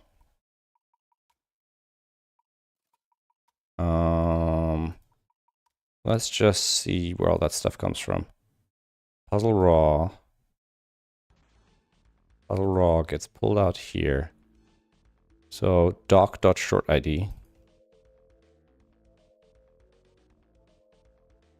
Like that. So if I do this, not sure if I want to rerun that because it took a while. I'm gonna just test it if I can just run this locally and see if that does the trick. I mean, it obviously can't. It doesn't. So it's really just what happens if the fix F puzzles thinks it got it right, and then no, wait. No, it's just a weird failure case of the decompression algorithm. That's kind of bizarre, actually. All right, that's definitely something to look into. Not today, though. Let's see how many we got in the end. Puzzle store, 25,000. That feels less than we had before. We had 38,000 or something. Does that... I don't know if that means we fell out of it or not. Uh-oh. Like, I don't know if any of this breaks the whole thing. Because if we rethrow in here, it actually doesn't continue. Okay, so here we don't actually want to throw, we want to continue. So we need to run it one more time actually. And I mean, it did take over a minute to run. Yeah, so this is the process that's gonna be the most fiddly thing that I can potentially work on to improve in the future. Like I've mentioned before, one of the main ways I want to do this is actually doing puzzle-to-puzzle comparison to see if I can, instead of having to try to fix bad data, if I can find good data that is related to that bad data, basically. That's the idea, right? Oh, my phone is overcharging, which I do not like. Had this for 4 years, and I'm expecting the battery to be good for a couple more, at least. All right, so that's the early... oh yeah, because I removed the fpuzzle spam. All right. So let's see, 22,000, 22,305. Then we're getting these errors, but we should continue. So that should be an error inner. Yeah, so there's two ways for the decompression to fail. One is it returns null, and the other one is this particular nasty little thing, right? And if I look in here at 168, it basically fails here. And it basically says W is undefined here. And W equal doesn't happen very often. So I'm guessing that's when we're getting entry. But that means entry somehow is undefined, which means there's some mismatch between the dictionary. That doesn't seem right. All right, how many do we have in total now? 57,000. That's more than before. We had 47,000 before. Excellent. Okay, so I think that should be the correct one. Okay. So that's been rerun. So we also know like a full import of the data will take about 2 minutes, maybe a little bit more, right? And now we'll do the same thing for puzzle info. And puzzle info currently has, that's the one with 47. So I don't know how many of these will turn into puzzle info entries, but I'm guessing more than 47,000. I don't know if it'll be 57, to be fair. I don't know if yeah, maybe there's a one-to-one match to the puzzle store items. I think maybe. Puzzle store maps short IDs to decompress puzzle data. No, it's multiple short IDs, right? So it kind of matches unique puzzle data. Okay. Yeah, 57365. Okay, it's a one-to-one on the puzzle store. Okay. So if I say find here, also I've noticed that after the bulk ops.length, something happened that took a while. Like when that bulk ops the actual insert. Okay. So until then, we're just generating the data and parsing it and whatnot. Okay. Okay, fair enough. So now 57365. And now we can rerun our test from earlier, the progress data check, which took, I think, about, I don't know, I don't remember.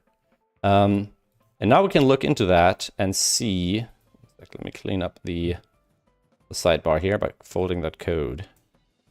And now we can say, all right, do we get more matches? And I forgot what we were actually looking into. I think now we're getting 230 matches. Okay, so now this makes a lot more sense because I play a lot of generated puzzles and they would be in recent data. I'm still surprised it's only 250 progresses. Like I think I play a lot. You would think I would. It's possible that this data was reset for testing, not to, some while back, or that the storage space limiter thing ran sometime. I don't know. But, so this, for example, shows me some of the missing puzzles, such as very recent New York Times puzzles. Or is this the included ones?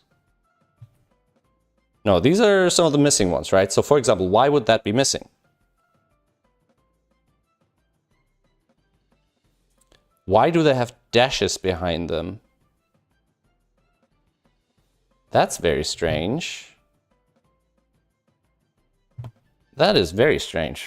Wait a second. That's not how these puzzles operate.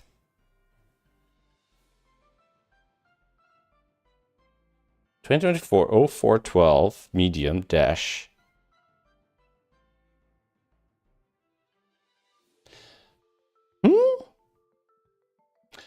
Ah, wait, no. Okay, right. I forget that these are progress IDs, right? And I got them from SudokuPad.app. If I go in here, right, and let's say I look into this, and I think these were puzzles I played yesterday. Okay. Now that's the puzzle ID. Where does that six-digit number come from? I think... I don't know if this is generated. Like if this is just a random number that I'm adding. So we're looking for the New York Times medium from the 12th. So if I look at this one, right? And I'll go at source puzzle. That ID is different. Ah, where does that ID come from?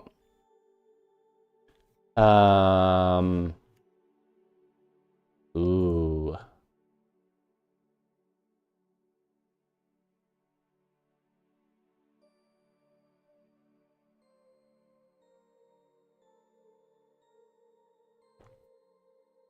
No, 12. What's the ID? Oh. 148932.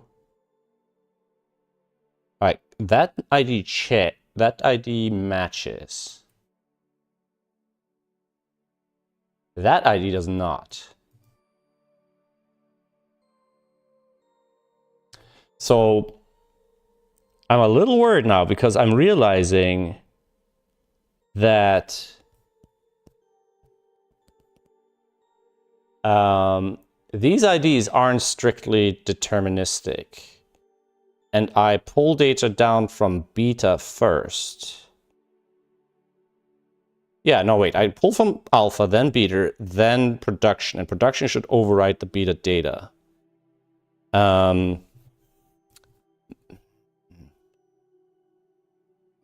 Okay, maybe I need to update the local data because maybe I haven't done that in most recently enough. And I updated that algorithm recently. It's still a little bit unreliable potentially. Not this one. Here, this one. So we have sync production. No, we need fetch API all, and that should update my local beta with first alpha from remote, then beta from remote, and then production from remote.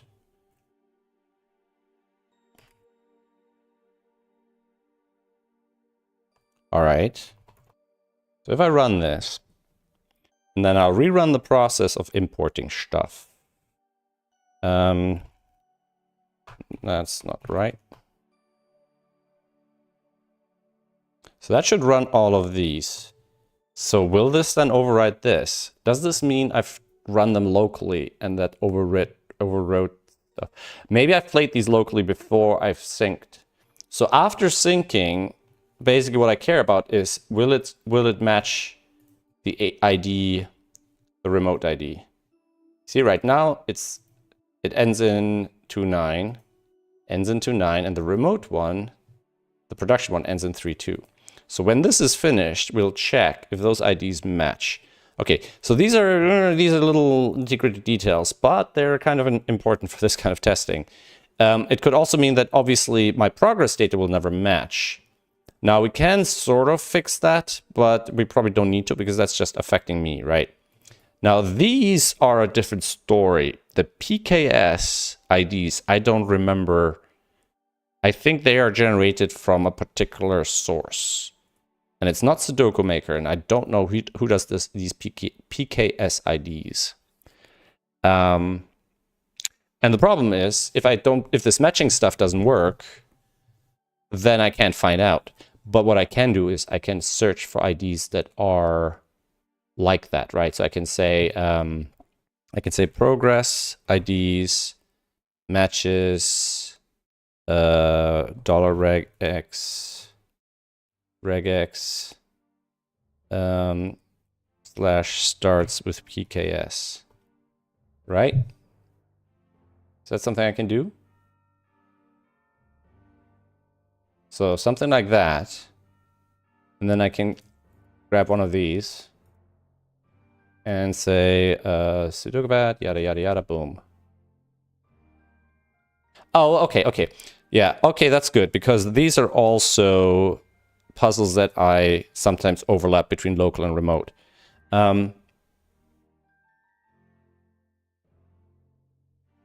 So am I actually randomly generating these? I wish they were more hash based, but maybe I am. So that would be under this file, the assets demo killers file. Okay, because this is the other sort of test data set that I play, that I use for testing, and I play myself a lot, right? Where are we generating? But it is hash based. It takes the first 17 characters or something off a hash created from KSP. Killer Sudoku puzzle. So they should match. All right, that's still running. That question is it actually running or is it stalled? Hard to tell. I mean, it won't show here. It's more like to show as CPU usage. Oh dear. What the hell is going on here? The problem is I think Sublime Text does most of this. This is just poking at the files as they're coming in. I might have to stop this. And maybe stop Sublime as well. What's this? XSplit, that's fine.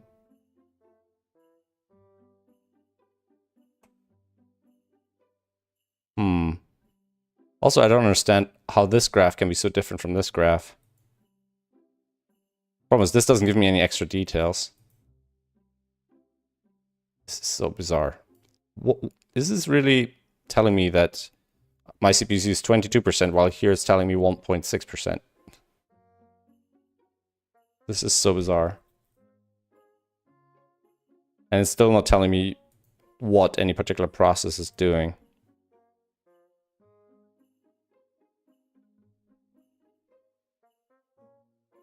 All right, let's kill Sublime, because I think Sublime is trying to index those files, even though I told it not to. And anti-malware is trying to read any of these tens of thousands of files, which isn't helpful. XSplit is just doing its thing, that's fine. It's using up more processing than I believed. All right, so it's progressing, okay.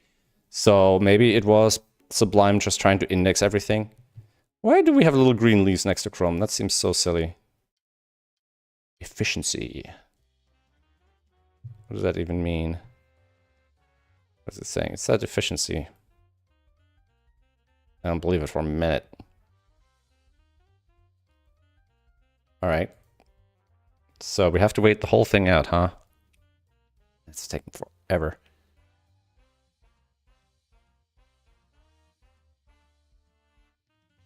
No, I mean, we're okay with resources, right? Okay, this still shows a huge amount of CPU usage, even though it's not showing me any processes that are actually using the CPU. So this is a little bizarre. At least it's not at 100% right now. I don't understand how these graphs can be this different.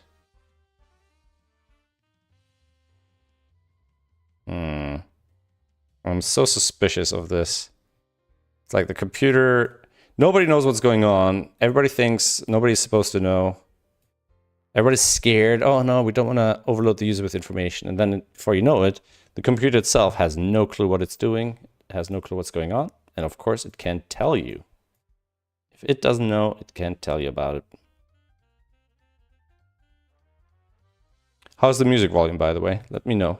Ooh, finally, we're on to the third one. Okay. Yikes. Sucks that StarSync is so slow for me, running on WSL1. I moved something, I moved local copy to Windows, which made it much faster. But the remote copy, it would take a little bit more to do that. What am I doing? I'm randomly browsing. Oh, because my Sublime text is gone, that's why. Okay, so I gotta wait for that. I gotta get Sublime text up and running. Then we can verify if these IDs got updated. Sheesh. And then we can see how many more of those IDs we can clean up. Now, getting 230 out of 250 is already plenty. You know, mine is a special case. Like I'm trying to get, you know, if I can get 90% there, you know, that's plenty good. Like 100%, we're not gonna reach. There's too much information is kind of missing, you know. And by that percentage, I mean is like how much data can users import, like how much legacy data. Like the service, remember, the service is gonna be very quickly be used by new users, right? So I need to spend some time on building those features as well. But personally, I find preserving data and history and legacy and stuff quite important. And I think people would rightfully be annoyed. Well, a lot of people wouldn't expect it to work, but I want that to work. I want existing progress to be conserved and brought over. Okay, so that worked out. It took a while. So now, wait, what? Yeah, where is... We need to have a quick peek at the count. So npm run, I should have run that count first. So production is 94,709 and beta is 96. Okay, so now we can rerun the stuff. And then one final go around and we'll see where we're at. And then I'll probably call it a day already. It's already 9 o'clock, holy moly. All right, so we'll do this, we'll do this, we'll do this, we'll do this. We'll do this, do this, do this, do this. And this time I'm actually gonna put console times up here as well.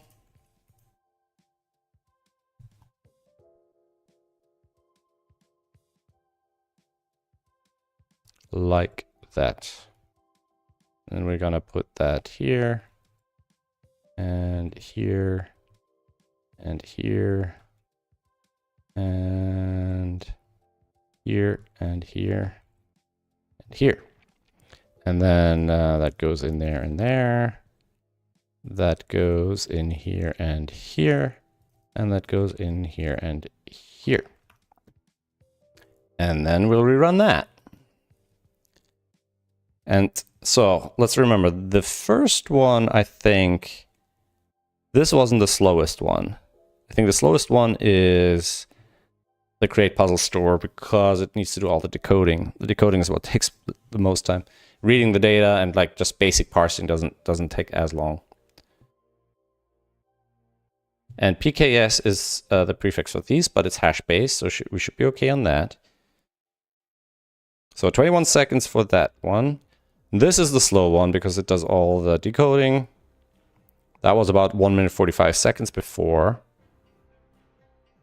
So that's already over 2 minutes. So about 2.5 minutes for the whole process.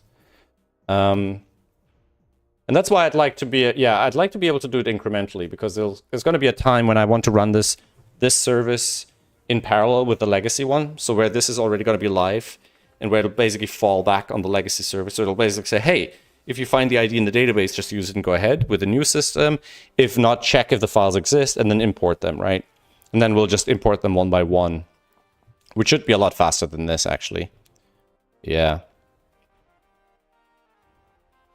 Now, that'll work on the sort of on-demand side of things, but it won't work for what I'm doing here, which is just checking everything, right? Fix puzzle slashes still has an output there. Exceeded. Yeah, thought so. And I think we might want to just crank it down a little bit. I don't think it's helping us, you know, by kind of trying so hard. I don't think it's actually finding that many more. So if I do 2 seconds here and up to 100,000 checks, that's probably anything it doesn't find that time. Yeah, it's a minute difference, right? All right, come on, almost there. What's we have a daily Sudoku here. Let's see. I'm gonna play that while that runs. My brain is getting a bit foggy, so I'm gonna just do this and start winding down the stream. We'll do one more check on this, and then we'll see what the resultant data is. In the meantime, I'm gonna play today's gas puzzle by Bill Murphy. If I speak, and also the rules apply. Cell separated by x sum to 10, cell separated by y, v sum to 5. All x and v's are given. All right, and I see the circular background. Oh yeah, because I have that on. So that's a classic XV puzzle with quite a generous coverage of XVs. It is a gas after all. No force here, so that is kind of resolved easy.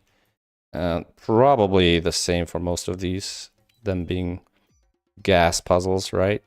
Yeah. And that's a 4 and a 1.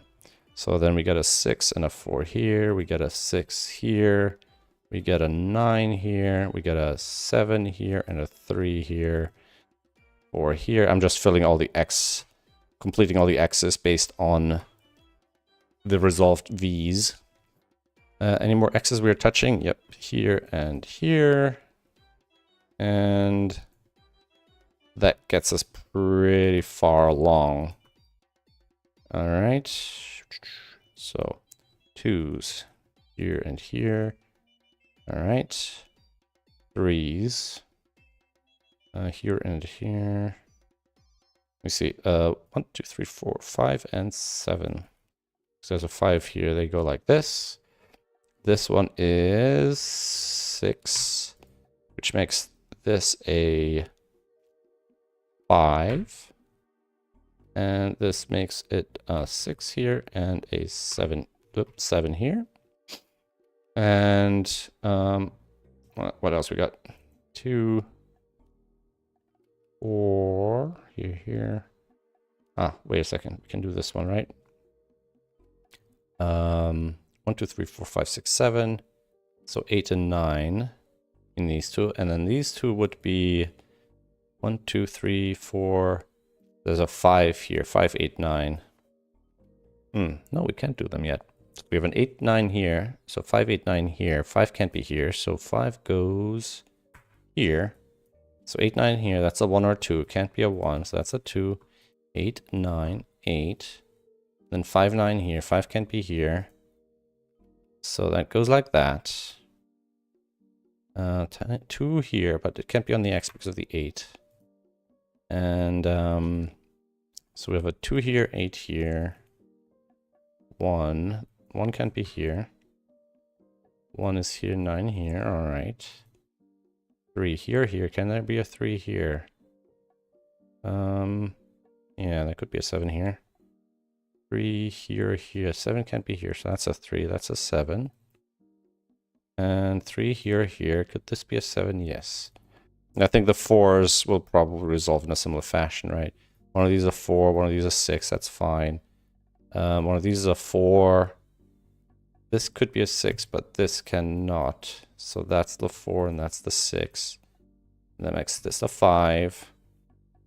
Let's see. 6s here, 4 here, or 4 here. They're both possible. 7s. 7 here. Could this be a 3? Yes. Could this be a 3? No. So that's the 7. That's the 3. So no 7 here. So 3, 7 here. Okay, 4 and 6, 2. So that's a 1, 9 with a 9 here because of this 1. 1, 2, 3, 4, 5. 6, 7, 8. So we have an 8 here. This could be a 2, but that cannot. So the 8 has to go here. 2 goes here. So this is a 4, 6 with a 4. Whoops, 4 here, 6 here. And we have finally a 7 and a 9 left in this order. And here, 1, 2, 3, so that's got to be a 4, 6 with a 6 here, 4 here, 1, 3, 4. So that's a 2, 8 with a 2 here, 8 here, 2, 6, 7. So that's a 1, 9 with a 9 here and the 1 here. And now we just draw the rest of the owl. 5, 5, 9, 8, and 6. Sweet. Fun times. 444. Did I hit the part times? I did. All right. This has been finally finished. And the final tally is... well, we'll need to figure out what that means. Ooh. What does that mean? That means we have 250 progress IDs. We have 259 result length. Now, and I think we can do that here. So that's results. So we find 259. Okay, so initially this number was smaller. So now this number is larger. So we find 259 puzzle matches for all this.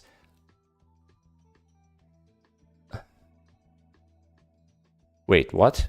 But there's still one... There's exactly one puzzle left that doesn't have a match, which is this one. How is that possible? How is that possible? After I merged all of them together... Ah, wait. Is this... when we're importing... Are we... which folder are we loading from? Are we loading from beta or from production?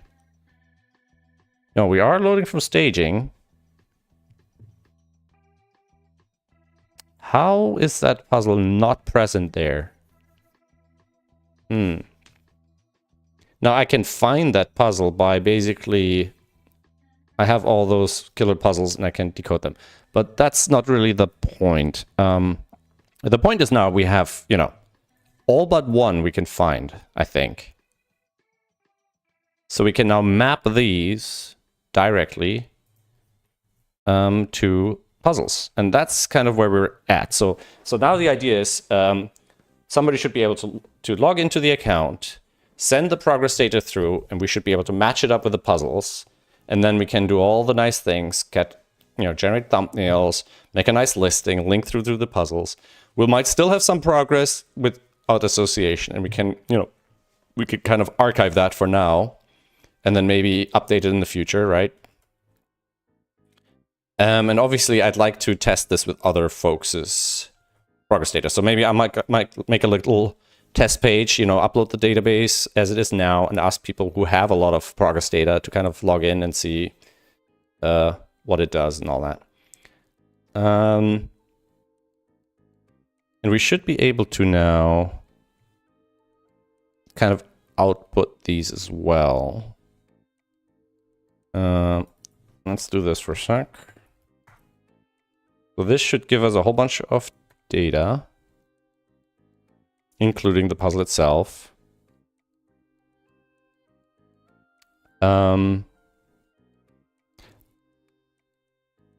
So these short IDs should all be, they're not necessarily all functional either, because I've quote unquote repaired some of them.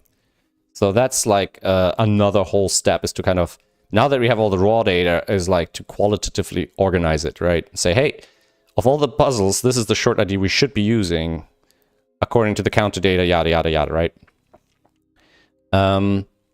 But we should now be able to map all the progress IDs, or most of them. So what does that look like?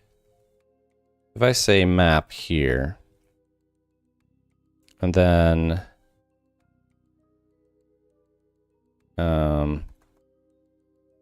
we find the result that has, for each progress ID, we find the result that has the thing. So we turn this into an array, put in the ID, and then from this result, we can do something like that and pull out the short IDs, which should be an array. Right. So if I do this now,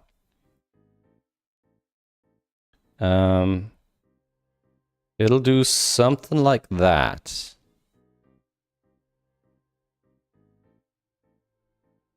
So for example, there should be a short ID called cross purposes, like this. Right. And that gives me progress. And that's interesting because I'm pretty sure I've never played this. So it means the ID matches. And then we should be able to go here. And that should also give me progress because the ID matches. And I should be able to find another one here. And it should also match that puzzle. Yeah, sweet. So, okay. So we're not at that point where I have to decide to, finding all of these, I need to decide which ones are the correct ones. Now, this is a little strange because I'm also seeing this here. And I find it almost hard to believe that that's how it turns out. So I'm wondering if my algorithm somewhere along the lines kind of just stripped the slash out and created fake short ID there. So let's see. Staging API puzzle. And if I do this cross dash star,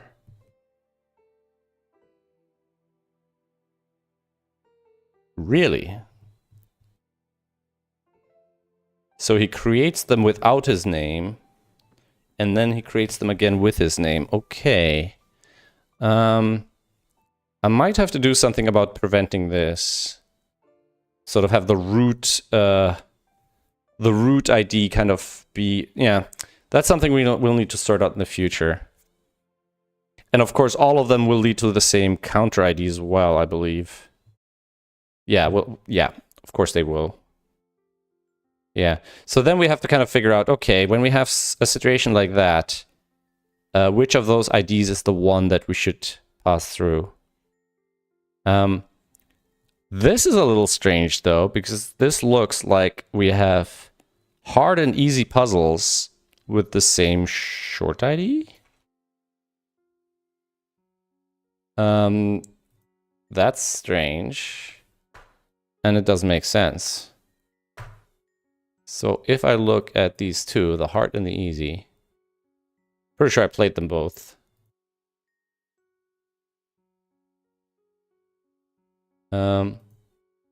Okay, so these are definitely different ones. Why does the ID overlap? Or think it overlaps? So that's one ID for the hard puzzle. And this is the ID for the easy puzzle. Or am I mistaking something here?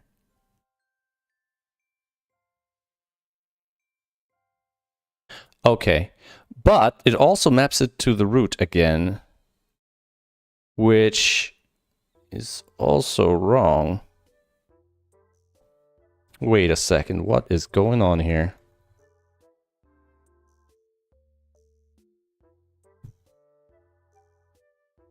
Why do they all exist here as well? Holy moly. Why? Oh no. Oh no. I'm starting to think one of my rsync commands might have gone wrong, and it might have flattened out the folder structure, and then basically all the puzzles that are supposed to be in subfolders also ended up in the root, even though they're not supposed to be.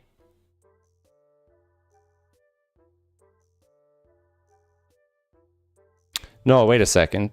Is this just the ll command messing with my head here?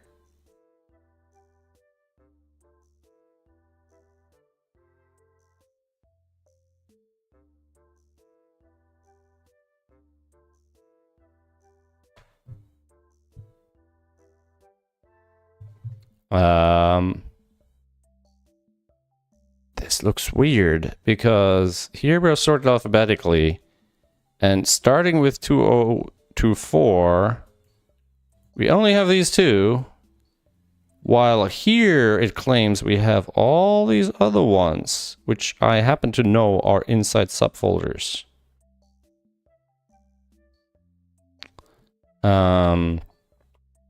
ls only list files in current dir.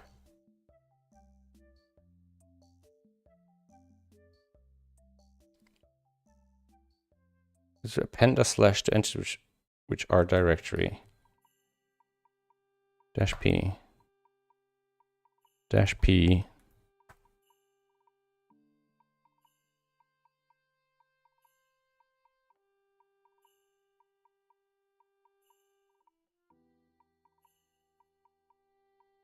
This doesn't make any sense.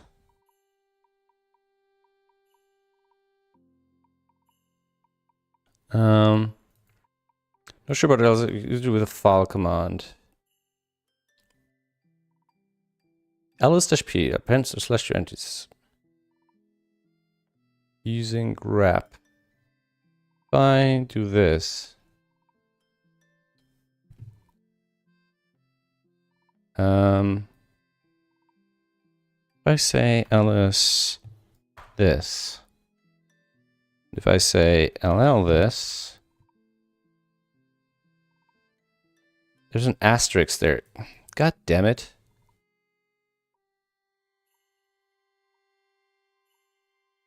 Find, if I do this, dot slash 2024 asterisk. It still finds all of these. How is this possible? Staging API puzzle. Staging API puzzle. Here. 94K. Item selected. 20. If I search for 2024 asterisks. I'm getting these, but I'm assuming these are all in the NYT subfolder, right? No, they're not. What's going on? No, they are. They're here they are. These are all in NYT subfolder. But these are not. If I go back to here and I search for 2024, I don't see them. Is this sorting not working? What the hell is going on here?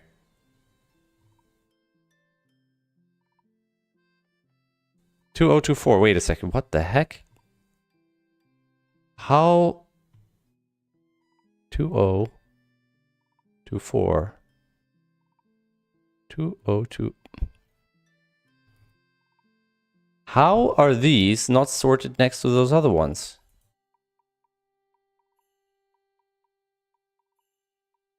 I'm so confused. All right, there's something wrong either way. Also, why does Control N? Control Shift N, no. Windows 11 open hotkey to open new Explorer window. Control N. That didn't work a second ago. All right.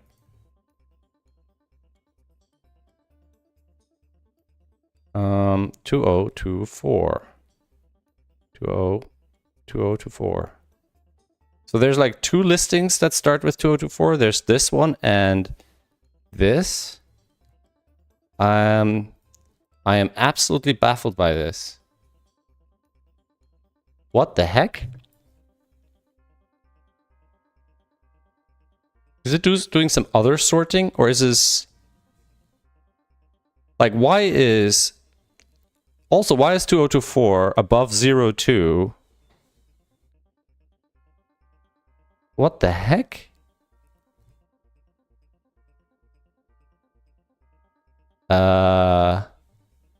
Windows 11 Explorer alphabetical sorting not working. What the hell is going on here?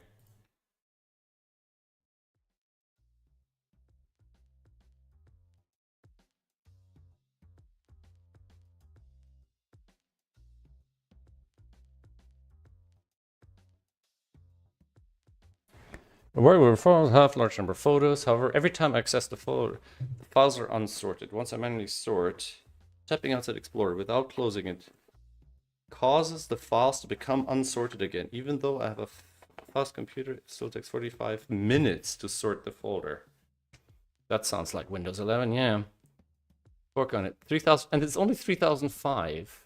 3,000 files. Mine are 90,000. Files extremely arduous and it can't be right. It should keep folders as previously sorted rather than needing to resort each time. This accessed action takes so far include update delays.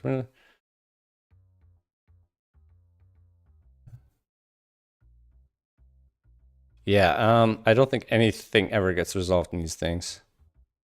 All right. This is a concern, and I'm not sure where this is happening. I guess one way of testing this is, let's see. Let's see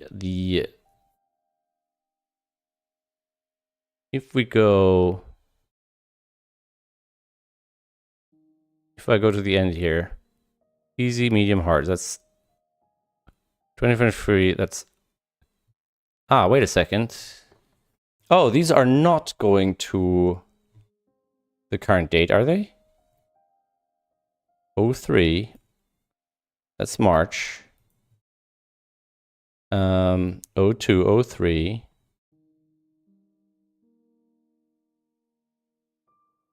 Okay, so this looks like something that went wrong a while ago, but is not recent. So if I go inside New York, the NYT folder.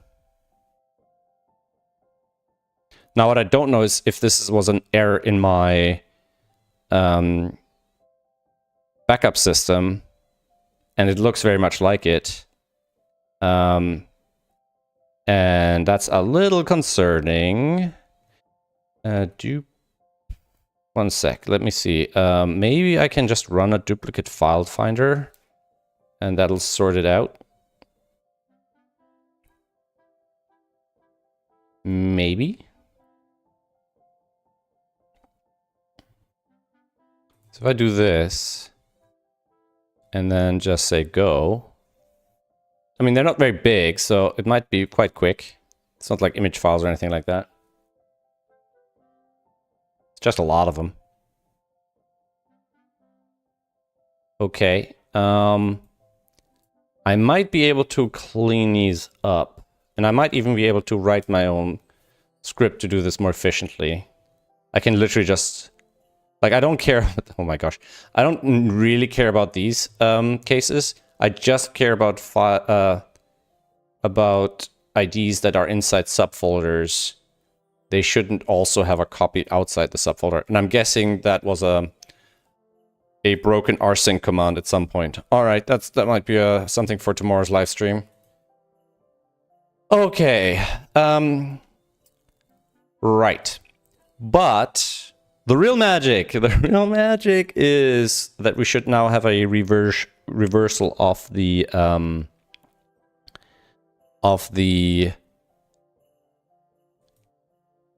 puzzle IDs to short IDs. And right now, as a sort of quick rule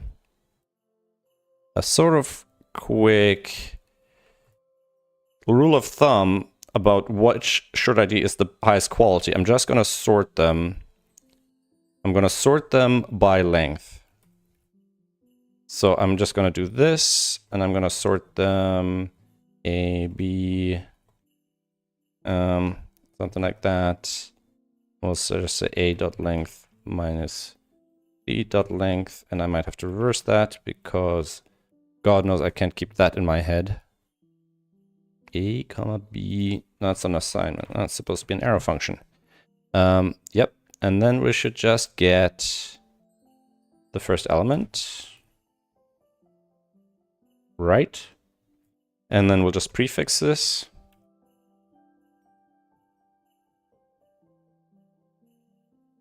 Boom. Right. And then we should be able to just... we'll probably just do something like this.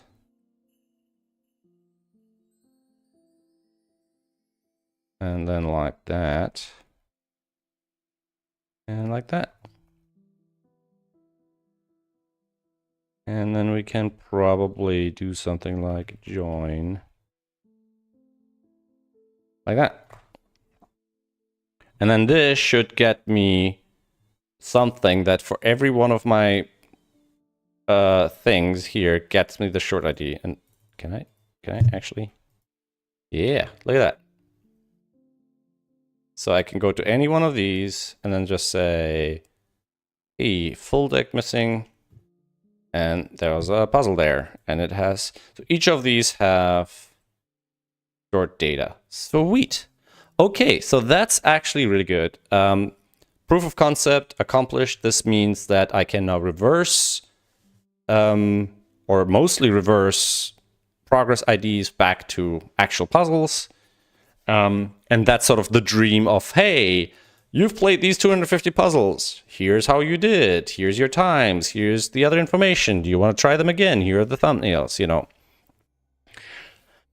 Okay, so that works. We probably need to figure a way out of actually turning this into some kind of prototype product. So for example, I need to probably upload this database, and then I'll have to write some server API stuff to access that for at least some sort of test case. I don't want to make this a public API at the moment. So I need to kind of set something up individually, right? And then there'll be a page you can go to, and it'll just reverse all your stuff. And I might have to kind of make that a little bit more efficient than all of this. Although, ultimately, it should be able to just do this query relatively quickly, right? Yeah, 0.3 seconds. So this kind of query should be pretty fast. But it might just do it per puzzle. And maybe creating the thumbnails offline might be another task. But that might be a bit chunky. But we could do them on the client as well for this kind of demonstration. Okay, this stream probably didn't make a lot of sense to a lot of you, but it made a lot of sense to me. I now know I have a fairly smooth pipeline of turning various bits of data into a database that's much more useful. It's still fairly low level, so the data is still fairly raw. But it's definitely something that I can now use for the account system, and on top of this I can build, you know, a whole bunch of useful things and progress with the account's minimum viable product. And we'll work on that in the coming streams next week. In the meantime, thanks for hanging out. Look me up on the Discord or on Twitter or via email. I read a lot of emails.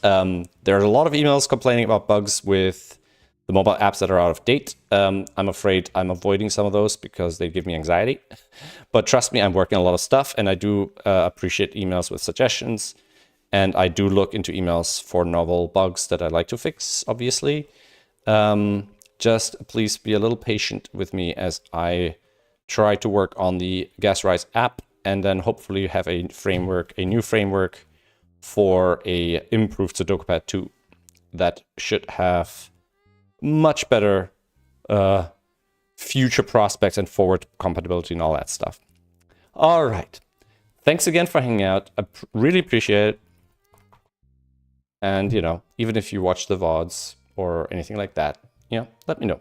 And if you have any suggestions for the streams, Mondays I'll try to do user suggestions. I'll try to answer questions. I'll try to do some user support. So if you have any questions, if you have a problem, stop by tomorrow and I might be able to help you straight away. All right. Thanks a lot. Take care. And bye-bye. See you in the next one.